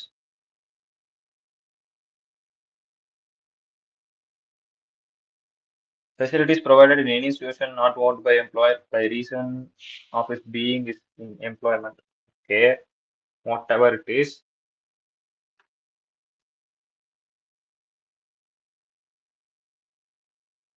Cost of education in similar institutions shall be taxable. Okay, இந்த இடத்துல exemption எதுவுமே கிடைக்காது. அப்போ சில்ட்ரன்ஸ்க்கு மட்டும்தான் exemption. Other family members பண்ணியிருந்தா exemption எதுவும் கிடைக்காது. அங்க எவ்வளவு ஆக்சுவலா காஸ்ட் ஆகுதோ, இப்போ மேல பார்த்தாலே 50,000 ரூபாய் ஆகுது, அதே 50,000 ரூபாய் இங்க ஆகுது அப்படின்னா அப்போ அதே 50,000 ரூபாய் தான் டாக்ஸபிள். அப்போ இந்த பாயிண்டே நீ கொடுக்காம வந்துடலாமேன்னு எனக்கு தோணுது. ஸோ அப்போ இது அதுதான் அங்க சொல்லியிருக்கான். But you have to remember, in case other family மெம்பர்ஸா இருந்தா என்னன்னு நம்மளுக்கு ஒரு தாட் வரும் இல்லையா? அதனால அவன் அந்த பாயிண்ட் கொடுத்துருக்கான். ஓகேவா? So whatever it is, அவர் ஓன் பண்ணியிருந்தாலும் சரி, இல்ல வேற ஏதாவது இன்ஸ்டிடியூஷன்ல அவர் ஓன் பண்ணாம ரீஇம்பர்ஸ்மெண்ட் பண்ணியிருந்தாலும் சரி, சைல்டுக்கு இருந்தா, சைல்டுன்னு இருந்தா அது மட்டும் தான் வந்து பாத்தீங்கன்னா 1000 per monthக்கு கீழே கொடுத்ததுக்கு என்ன reimbursement of education expenditure to employee or direct payment by the fee by the, ஓ இங்க கீழே கொடுத்தது தான் ரீஇம்பர்ஸ்மெண்ட், இங்க மேல கொடுத்ததுக்கு வந்து ஹியர் ஆல்சோ ஃபெசிலிட்டிஸ் ப்ரொவைடட் தான். இன்கேஸ் அவர் ஓன் பண்ணல, பட் எம்ப்ளாய்மெண்ட் பர்பஸ்க்காக ஒரு வேற எங்கன்னா வந்து வேற வேற ஏதாவது ஒரு ஸ்கூல்ல டைப் மாதிரி வச்சிருந்தாலும் அந்த மாதிரி கேஸ்ல வந்து இது ரெண்டு இருக்கு. கீழே இருக்க கேஸ் வந்து ரீஇம்பர்ஸ்மெண்ட் கேஸ்ல இருக்கு. ரீஇம்பர்ஸ்மெண்ட் இருந்துச்சு அப்படின்னா actual reimbursement shall be taxable. Okay, reimbursement பண்ணிருந்தாங்க அப்படின்னா சைல்டு இதெல்லாம் கூட பார்க்க கூடாது. யாரா இருந்தாலும் சரி, இந்த 1000 கிடைச்சிச்சு இல்லையா, இந்த 1000 கூட கிடைக்காது எந்த கேஸ்ல? ரீஇம்பர்ஸ்மெண்ட் கேஸ்ல. ஓகேவா? ரீஇம்பர்ஸ்மெண்ட் கேஸ்ல 1000 கூட கிடையாது, ஃபுல்லி டாக்ஸபிள் ஆயிடும். who is chargeable in case of reimbursement or school fee family members of employee paid by the employer directly to the school. எல்லா எம்ப்ளாய்க்குமே in any other cases specified reimbursement அப்படின்னு இருக்கு அப்படின்னா reimbursement கேஸ்ல எல்லா எம்ப்ளாயுமே add ஆவாங்க. Other cases அப்படின்னா இந்த இடத்துல ஸ்பெசிஃபைட் எம்ப்ளாய் மட்டும் தான் வருவான். ஸ்பெசிஃபைட் எம்ப்ளாய்க்கு மட்டும்தான் இது வந்து அப்ளிகபிள் ஆகி என்ன ஆகும், இந்த 12,000 அப்படிங்கிறது மைனஸ் பண்ணி பேலன்ஸ் 38,000 அப்படின்னு கிடைக்கும். நார்மல் எம்ப்ளாயா இருக்கான் அப்படின்னா அவனுக்கு இந்த 50,000 முதல்ல உள்ள வராது. ஓகேவா, பர்பசிட்ஸ் அப்படின்றதே உள்ள வராது. ஏன்னா அது ஓன்டு பை எம்ப்ளாய், அவனுக்கு வந்து அது அப்படியே ஃப்ரீ ஆயிடும். அண்டர்ஸ்டாண்ட் ஆகுதா? சம் இருந்தா அண்டர்ஸ்டாண்ட் ஆகும், பட் இதுல எந்த சம்மும் இல்ல, ப்ரொவிஷன் தான். அதனால கொஞ்சம் லிட்டில் பிட் கன்ஃபியூஸ்டா தான் இருக்கும். ஓகே, எதனா டவுட்னா கேளுங்க. ஸோ இங்க நோட் கொடுத்துருக்கான், எஜுகேஷன் இது பார்த்தா புரியும் பார்ப்பா. ஃபர்ஸ்ட் பாருங்க, இப்போ எஜுகேஷன் ஃபெசிலிட்டிஸ் ப்ரொவைடட் டு யார் ப்ரொவைட் பண்றாங்க, எம்ப்ளாயி ப்ரொவைட் பண்றாங்க. எம்ப்ளாயி ப்ரொவைட் பண்ணா அது நாட் ஏ பர்பசிஸ், இங்க இது முடிஞ்சிருச்சு. அடுத்து சைல்டுக்கு வந்து ப்ரொவைட் பண்றாங்க. சைல்டுக்கு என்னெல்லாம் ப்ரொவைட் பண்ண முடியும்? First institution is owned by employer. Okay, அது ஃபர்ஸ்ட் கேஸ். செகண்ட் கேஸ் என்ன பார்த்தோம்? Institution not owned but due to reason of employment. அவரால் ஓன் பண்ணல, பட் ஆனா எம்ப்ளாய்மெண்ட் ரீசனுக்காக அது கொடுத்திருக்காரு அப்படின்ற பட்சத்தில், அப்படின்னா அதாவது டைப் மாதிரி. ஓகே, அந்த மாதிரி இருக்கு. அதர் கேசஸ்னா வந்து ரீஎம்பர்ஸ்மெண்ட் பண்ற கேஸ் தான், ரீஎம்பர்ஸ்மெண்ட் பண்ற கேஸ். ஸோ ஃபர்ஸ்ட் கேஸ் பாருங்க, இன்ஸ்டிடியூஷன் ஓன்டு பை எம்ப்ளாயரா இருக்குன்னா வேல்யூ ஆஃப் ஒர்க்ஸ் என்னவா? Fair value ₹1000 per month per child amount required, which means exemption கொடுப்போம், 1000 exemption கொடுப்போம். ஓகே, இன்ஸ்டிடியூஷன் நாட் ஓன்டு பட் ஆனா டைப் மாதிரி இருக்கு அப்படின்னாலும் அப்பயும் என்ன வேல்யூ ஆஃப் ஒர்க்ஸ் 1000 per childக்கு நம்மளால எக்ஸம்ஷன் எடுத்துக்க முடியும். அடுத்து ரீஎம்பர்ஸ்மெண்ட் கேஸா இருக்கு அப்படின்னா expenses directly paid by employer to the institution, expenses reimbursement by the employer, which means ஒன்னு எம்ப்ளாயர் வந்து டைரக்டா கூட பே பண்ணுவாரு, டைரக்டா போயிட்டு இன்ஸ்டிடியூஷனுக்கே பே பண்ணுவாரு. இல்லனா எம்ப்ளாயி கையில கொடுத்து நீ இவ்வளவு கட்டினியா, இந்தா இவ்வளவு வச்சுக்கோ அப்படின்னு, இதுவும் ரீஎம்பர்ஸ்மெண்ட் தான், ரெண்டு பேரும் ரீஎம்பர்ஸ்மெண்ட் கணக்கு தான். ஓகே, அப்படி இருக்கு அப்படின்னா வேல்யூ ஆஃப் ஒர்க்ஸ் என்னவா? ஆக்சுவல் எக்ஸ்பென்ஸ்ல இருந்து மைனஸ் அமௌண்ட் ரெக்வயர்டு. ஆக்சுவலா எவ்வளவு எக்ஸ்பென்ஸ் பண்ணீங்க அதுல இருந்து அமௌண்ட் நீங்க அவர்கிட்ட இருந்து எவ்வளவு ரெக்வயர் பண்ணீங்களோ அதை மைனஸ் பண்ணிக்கணுமா? ஓஹோ, இதுக்கும் ஒரு ப்ரொவிஷன் இருக்கு. Actual expenditure minus amount. ஏன்னா இது வந்து யார் டைரக்டா பே பண்ணது? டைரக்டா போய் எம்ப்ளாயரே பே பண்ணிட்டு வந்திருக்காரு. ஸோ இந்த இடத்துல பாத்தீங்கன்னா actual reimbursement amount fully taxable. அப்போ ஒரு கேஸ்ல தான் ஃபுல்லி டாக்ஸபிள் ஆகுது, ரீஎம்பர்ஸ்மெண்ட் கேஸ்ல. அவர் டைரக்டா போய் பே பண்ணியிருந்தாலும் நீங்க என்ன பண்ணிக்கலாமா? இத வந்து ஆக்சுவல் ரெக்வயர்ட் அமௌண்ட் வந்து நீங்க மைனஸ் பண்ணிக்கலாம்னு சொல்லியிருக்கான். அமௌண்ட் ரெக்வயர்ட், சோ இதை நீங்க மைனஸ் பண்ணிக்கலாம் அப்படின்னு அவன் சொல்லியிருக்கான். ஓகேவா, அடுத்த கேஸ் வந்து other case. Value of purpose cost or fair value of such facilities minus amount require. வேற எதனா அமௌண்ட் எதனா உங்ககிட்ட இருந்து ரெக்வயர் பண்ணியிருந்தாங்கன்னா அதை மைனஸ் பண்ணிட்டு பேலன்ஸ் இருக்கிறது நீங்க வேல்யூ ஆஃப் பர்பஸ். உங்க கையில இருந்து ஏதாவது ரிசீவ் பண்ணியிருந்தாங்கன்னா சேம் கான்செப்ட் தான் இங்க இருக்கிறது. அதே, அதாவது ஆக்சுவல் எக்ஸ்பெண்டிச்சர் அமௌண்ட் ரெக்வயர் இருக்கு இல்லையா, அந்த இடத்துல cost or fair value of such facilities, அதுல இருந்து அமௌண்ட் எவ்வளவு உங்ககிட்ட இருந்து ரெக்வயர் பண்ணிருக்காங்க அப்படின்றத மைனஸ் பண்ணிட்டு பேலன்ஸ் வந்து வேல்யூ ஆஃப் பர்பஸ் காமிச்சுவாங்க. இங்க நீங்க பாக்குறது எல்லாமே, இதை முதல்ல ஞாபகம் வச்சுக்கோங்க, இங்க நீங்க பாக்குறது எல்லாமே வேல்யூ ஆஃப் பர்பஸ். ஓகேவா, பர்குசிட்ஸுக்கு என்ன வேல்யூன்னு பாத்துக்கிட்டு இருக்கீங்க. நீங்க வந்து ஃபீஸ் இல்ல எம்ப்ளாயியோட பாயிண்ட் ஆஃப் வியூ அப்படி போயிட்டீங்கன்னா இங்க இருக்கிற ப்ரொவிஷனே உங்களுக்கு புரியாது.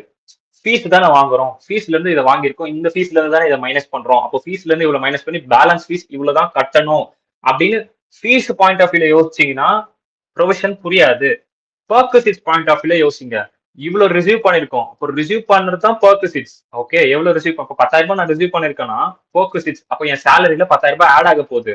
அதுல இருந்து நான் ஃபீஸுக்கு எவ்வளவு கட்டியிருக்கேன், அதுல இருந்து என் எம்ப்ளாயர் எனக்கு எவ்வளவு ரீஇம்பர்ஸ்மெண்ட் பண்ணிருக்காரு, இல்ல அது டைரக்டா என் எம்ப்ளாயர் எவ்வளவு கட்டியிருக்காரு, அதை நான் மைனஸ் பண்ணி பேலன்ஸ் இருக்க அமௌண்ட் கொண்டு போய் வேல்யூ ஆஃப் பர்குசிட்ஸ்ல என்னோட சேலரியில நான் இப்போ எவ்வளவு காட்டணும் அப்படின்னு யோசிச்சீங்கன்னா தான் இந்த பாக்ஸ் உங்களுக்கு புரியும், இந்த பாக்ஸ்ல இருக்க ப்ரொவிஷன்ஸ் உங்களுக்கு புரியும்.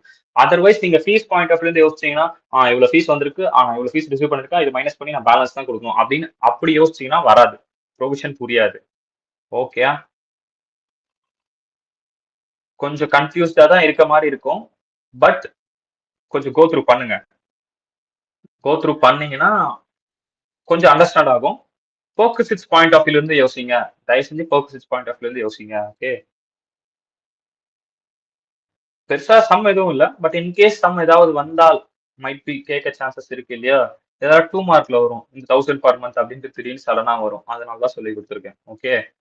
ஸோ இந்த 1000ன்றது வந்து வித்தவுட் ரெஸ்ட்ரிக்ஷன் எத்தனை சைல்டு இருந்தாலும் எடுத்துக்கலாம்னு பார்த்தோம். சைல்டு இன்க்ளூட் யார் யாரெல்லாம் சொல்லியிருக்கோம். டஸ் நாட் இன்க்ளூட்ல ஆல்ரெடி நம்ம இந்த ஒரு பாயிண்ட் படிச்சு இல்லையா, சைல்டு இன்க்ளூட் அப்படின்ற ஒரு ப்ரொவிஷன் அதே சேம் பாயிண்ட் தான். Any amount charge from employee, இது நம்ம ஆல்ரெடி காமன் பாயிண்ட் தான்.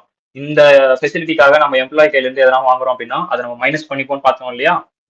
இப்ப புரியுதா இந்த அமௌண்ட் ரெக்கார்டுன்னு ஒன்று பார்த்தோம் இல்லையா.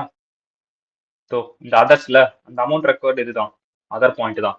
ஓகேவா, மைனஸ் பண்றது அமௌண்ட் நம்ம எவ்வளவு ரெக்கவர் பண்ணிருக்கோமோ அதை மைனஸ் பண்ணி பேலன்ஸ் தான் வேல்யூ ஆஃப் பெர்குசிட்ஸ்னு காட்டுறோம். Value of perquisites, value of perquisites. Okay, கொஞ்சம் புரியாத மாதிரி இருக்கும், படிச்சீங்கன்னா அண்டர்ஸ்டாண்ட் ஆகும். Okay, done. Contribution made under educational trust created for children for a particular group of employees not taxable. In case ஒரு சில பர்டிகுலர் எம்ப்ளாயோட சில்ட்ரன்ஸ்க்கு வந்து செப்பரேட்டா ஒரு இன்ஸ்டியூட் ஒரு எஜுகேஷன் ட்ரஸ்ட்ல போயிட்டு கான்ட்ரிபியூட் பண்ணிருக்காங்க. இது வந்து கான்ட்ரிபியூஷன், ஸ்கூல் ஃபீஸ் அந்த மாதிரி எதுவும் கிடையாது. ஓகேவா, ஸோ இது ஒரு கான்ட்ரிபியூஷன் ஒரு ட்ரஸ்ட்டுக்கு தான் கான்ட்ரிபியூட் பண்றாங்க அப்படின்ற பட்சத்தில் அது வந்து டாக்ஸபிள்ல வராது. வேல்யூ ஆஃப் பெர்குசிட்ஸ்ல அது ஆட் ஆகுமான்னு கேட்டா அது ஆட் ஆகாது. Okay, that is the point. அண்டர்ஸ்டாண்டிங்கா? ஸோ ஒரு கோ த்ரூ பண்ணுங்க. கோ த்ரூ பண்ணீங்க அப்படின்னா ஒரு அண்டர்ஸ்டாண்டிங் வரும். Okay, specified employee, normal employee கொஞ்சம் கன்ஃபியூஸ் ஆகும், அது ஒரு கன்ஃபியூஷன் இருக்கும். பிளஸ் வந்து எந்த இடத்துல வந்து டாக்ஸபிள் பண்ணணும் வேல்யூ ஆஃப் பெர்குசிட்ஸ் அப்படிங்கிறது கொஞ்சம் கன்ஃபியூஸ் ஆகும். ஜஸ்ட் ஒரு கோ த்ரூ பண்ணா கூட எனக்கு போதும். இந்த ப்ரொவிஷன்ல இருந்து இது வரைக்கும் சம் வந்தது இல்ல, மைட் பி இதுக்கப்புறம் கேட்டாங்கன்னா. ஓகே, டன்னா. ஃப்ரீ டிரான்ஸ்போர்ட், ஃப்ரீ டிரான்ஸ்போர்ட் ஒரு கோ த்ரூ பண்ணுங்க. இந்த ப்ரொவிஷன்லாம் வந்து நான் பெருசா ஜஸ்ட் ஒரு நியூஸ் பேப்பர் ரீட் கொடுத்தீங்கனாலே உங்களுக்கு அண்டர்ஸ்டாண்ட் ஆகும் என்ன என்ன மாதிரி சொல்ல வராங்க, என்ன இருக்கு அப்படின்ட்டுன்னு. அதுக்கடுத்து value of perquisites in respect of loan interest. Loan interest இந்த ஒரு ப்ரொவிஷனை பார்த்துட்டு என்னடா இன்னொரு ப்ரொவிஷனை காணும், ஃப்ரீ மீல்ஸ் ப்ரொவிஷன் நம்ம இன்னும் பார்க்கவே இல்லை தான், இங்க வருதா அது. Okay, free meals, gift voucher, credit card, club expenditure, movable asset. ஓஹோ, டன். ஸோ இந்த இடத்துல வந்து இந்த ஒரு ப்ரொவிஷன் நம்ம பார்ப்போம். இப்போ நம்ம என்ன பார்க்க போறோம் அப்படின்னா இந்த ஒரு ப்ரொவிஷனை பார்த்துட்டு free loan, travelling, tour expenditure. So இதெல்லாம் நீங்க படிக்கிற மாதிரி இருக்கும். இதெல்லாம் ஜஸ்ட் ஒரு கோ த்ரூ கொடுங்க. Travelling, tour expenditure, home expenditure in holidays. புரியலன்னா கேளுங்க, ப்ரொவிஷன் மறுபடியும் நம்ம படிப்போம். ஃப்ரீ மீல்ஸ் நான் சொல்றேன், செப்பரேட்டா நான் சொல்லித்தரேன், ஏன்னா அதுக்கு இருக்கு. கிஃப்ட்டும் நான் சொல்லித்தரேன். ப்ளஸ் நீங்க வேற எது கோ த்ரூ பண்ணணும், இந்த கிரெடிட் கார்டு ரூல் இதை கோ த்ரூ பண்ணுங்க. அதுக்கப்புறம் கிளப் எக்ஸ்பெண்டிச்சர், மூவபிள் அசெட், அவ்வளவுதான். இதெல்லாம் இதுல இருந்து நான் சொல்றேன். பிளஸ் இது அப்புறம் சம்ஸ் இது ஒன்று போதா, medical facilities, leave travel concession சொல்லியே ஆகணும். Okay done. இப்போ நான் சொன்னது எது எதெல்லாம் நீங்க பார்க்கணும் அப்படின்னா மூவபிள் அசெட்கான இந்த ப்ரொவிஷன், கிளப் எக்ஸ்பெண்டிச்சருக்கான இந்த ப்ரொவிஷன், கிரெடிட் கார்டுக்கான இந்த ப்ரொவிஷன், இதெல்லாம் வந்து ஜஸ்ட் கோ த்ரூ பண்ணுங்க. கோ த்ரூனா ரீட் பண்ணாலே உங்களுக்கு புரியுற ப்ரொவிஷன்ஸ் இது எல்லாமே. ஏன்னா நம்ம இவ்வளவு பார்த்தோம் இல்லையா, இவ்வளவு நேரம் எல்லாத்தையும் பார்த்துட்டு வந்தோம் இல்லையா, இதை வச்சு நீங்க இதெல்லாம் ரீட் பண்ணாலே உங்களுக்கு அண்டர்ஸ்டாண்டபிள் மேனர்ல வந்துடும். இதெல்லாம் உங்களுக்கு அண்டர்ஸ்டாண்ட் ஆகுது அப்படின்னா அப்போ பிஃபோரா இருக்க ப்ரொவிஷன்ல நீங்க வந்து ஸ்ட்ராங்கா இருக்கீங்க அப்படின்றது உங்களுக்கே தெரியும். இது படிக்கும் போது ஓஹோ இது இங்க சொல்லியிருக்கான், ஓஹோ இது சொல்லியிருக்கான் அப்படின்றது உங்களுக்கு அண்டர்ஸ்டாண்ட் ஆகும். இது ரெண்டு நான் போடுறேன், பிளஸ் இது ரெண்டு நீங்க படிங்க.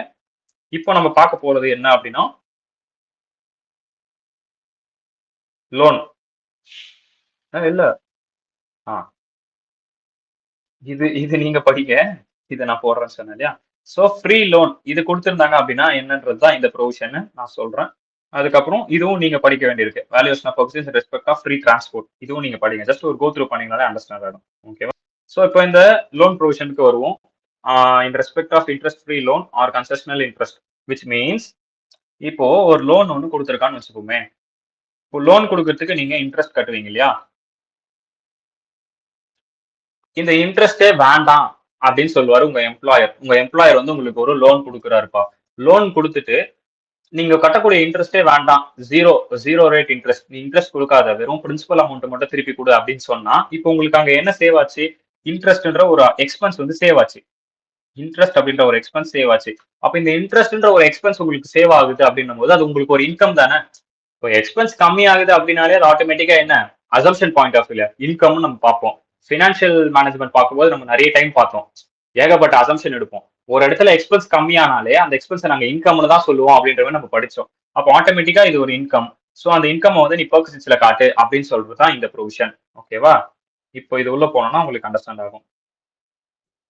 ஃப்ரீயா கொடுக்குறான் இன்ட்ரெஸ்ட் அப்படின்னா கன்செஷனல் ரேட்டுக்கு கொடுக்குறான், கம்மி ரேட்டுக்கு கொடுக்குறான். ஓகே.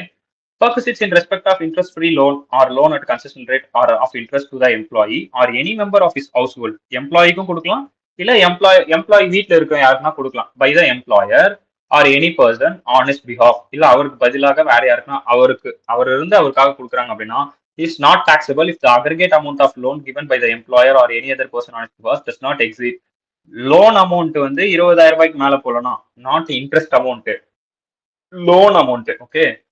லோனே வந்து 20,000 ரூபாய்க்கு லெஸ் தென் 20,000 இருக்கு அப்படின்னா நாட் டாக்ஸபிள். லோன் ஒரு பக்கம், லோன் 20,000, இன்கேஸ் 20,000 மேல இருக்கு, லோன் 30,000 இருக்குன்னா இதுக்கு செப்பரேட்டா இன்ட்ரெஸ்ட்னு வேற ஒண்ணு வரும். ஓகே. அப்ப இந்த 30,000 ரூபாயும் ஒரு பக்கம் டாக்ஸபிள் ஆகும், இன்ட்ரெஸ்டும் ஒரு பக்கம் டாக்ஸபிள் ஆகும். ஓகேவா? அண்டர்ஸ்டாண்ட் பண்ணிக்கங்க, நல்லா அண்டர்ஸ்டாண்ட் பண்ணிக்கங்க. ஓகே, இந்த பாயிண்ட் கொஞ்சம் முக்கியம். அதுக்கப்புறம் the taxable value of such perquisites shall be determined as per the rate as on the first day of the relevant previous year charged by the State Bank of India in respect of loan for the same purpose advanced by it. Which means அந்த டைம்ல எப்போ கொடுக்குறாங்களோ அந்த டைம்ல state bank of இந்தியால என்ன அந்த time பீரியட்ல எஸ்பிஐல வந்து எவ்வளவு சார்ஜ் பண்றாங்களோ, இன்ட்ரெஸ்ட் ரேட் எவ்வளவு சார்ஜ் பண்றாங்களோ அந்த சேம் அப்படியே இந்த லோனுக்கு அப்ளிகபிள் ஆகும். எஸ்பிஐல நீங்க போய் ஒரு லோன் வாங்கி அந்த லோனுக்கு அங்க நீங்க என்னெல்லாம் இன்ட்ரெஸ்ட் பே பண்றீங்களோ அங்க என்னெல்லாம் ஆக்டிவிட்டி நடக்குமோ அது அப்படியே இங்க நடக்கும் அப்படின்னு சொல்லியிருக்காங்க. ஓகேவா? ஓகே, இப்போ இந்த பாயிண்ட் படிப்போம்.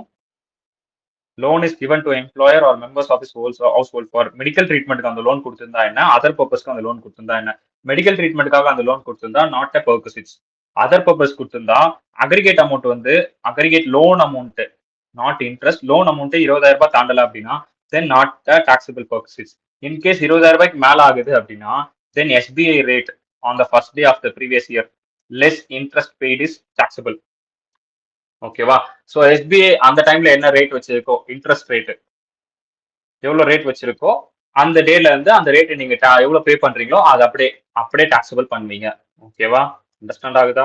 விச் மீன்ஸ் வேல்யூ ஆஃப் பர்க்ஸ்ல அது ஆட் ஆகும் அப்படின்னு சொல்லியிருக்காங்க.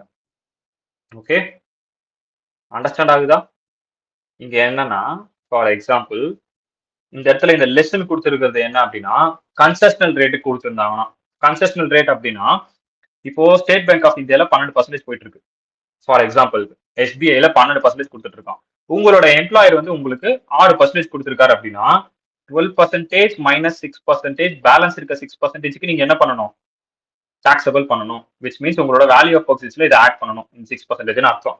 இப்ப புரிஞ்சுதா? இப்ப புரிஞ்சதா இது ரேட் எப்படின்னு?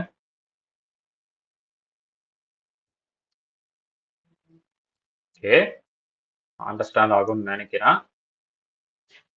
ஸோ இப்போ notes, first notes maximum outstanding monthly balance எவ்வளவு மேக்ஸிமம் அவுட்ஸ்டாண்டிங்கா இருக்கலாம் அப்படின்னா interest is calculated on the maximum outstanding monthly balance. Maximum outstanding monthly balance means the aggregate outstanding balance for each loan as on the last day of the each month. Okay, ஆனா maximum எவ்வளவு இருக்கும்லாம் சொல்லலாம். அவன் outstanding அப்படிங்கிறது அந்த interest மட்டும் தான் அவுட்ஸ்டாண்டிங்கா இருக்கணும்.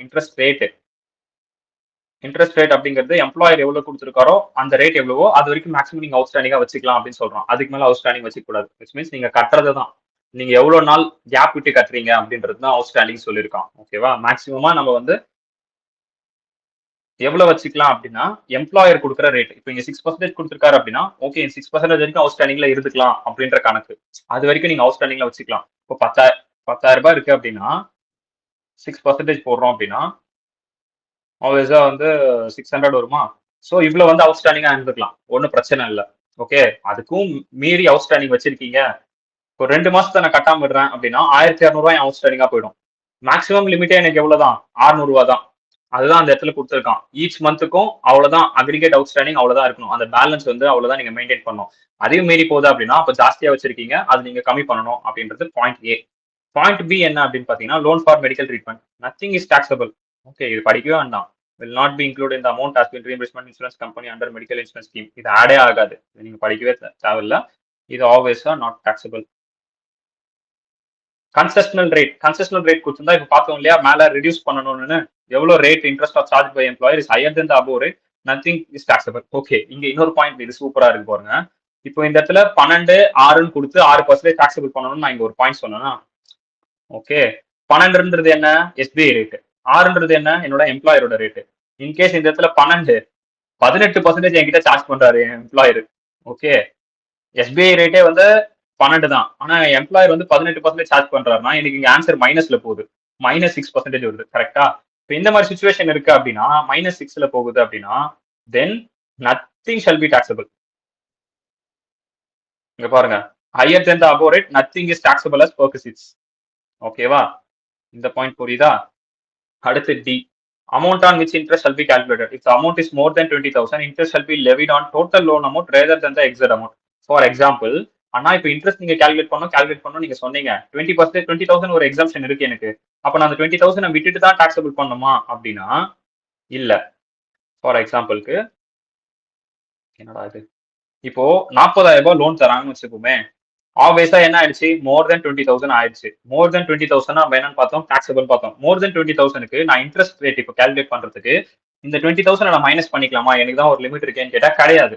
Overall 40,000ல தான் நீங்க இன்ட்ரெஸ்ட் ரேட் எடுக்கணும். 10% இன்ட்ரெஸ்ட் ரேட்னா 10% நீங்க இதுல தான் எடுக்கணும், 4,000 ரூபாய். புரிஞ்சுதா? அந்த 20,000 நீங்க மைனஸ் பண்ணக்கூடாது. அது டி பாயிண்ட். இ பாயிண்ட் என்ன அப்படின்னா, treatment of outstanding loan taken earlier.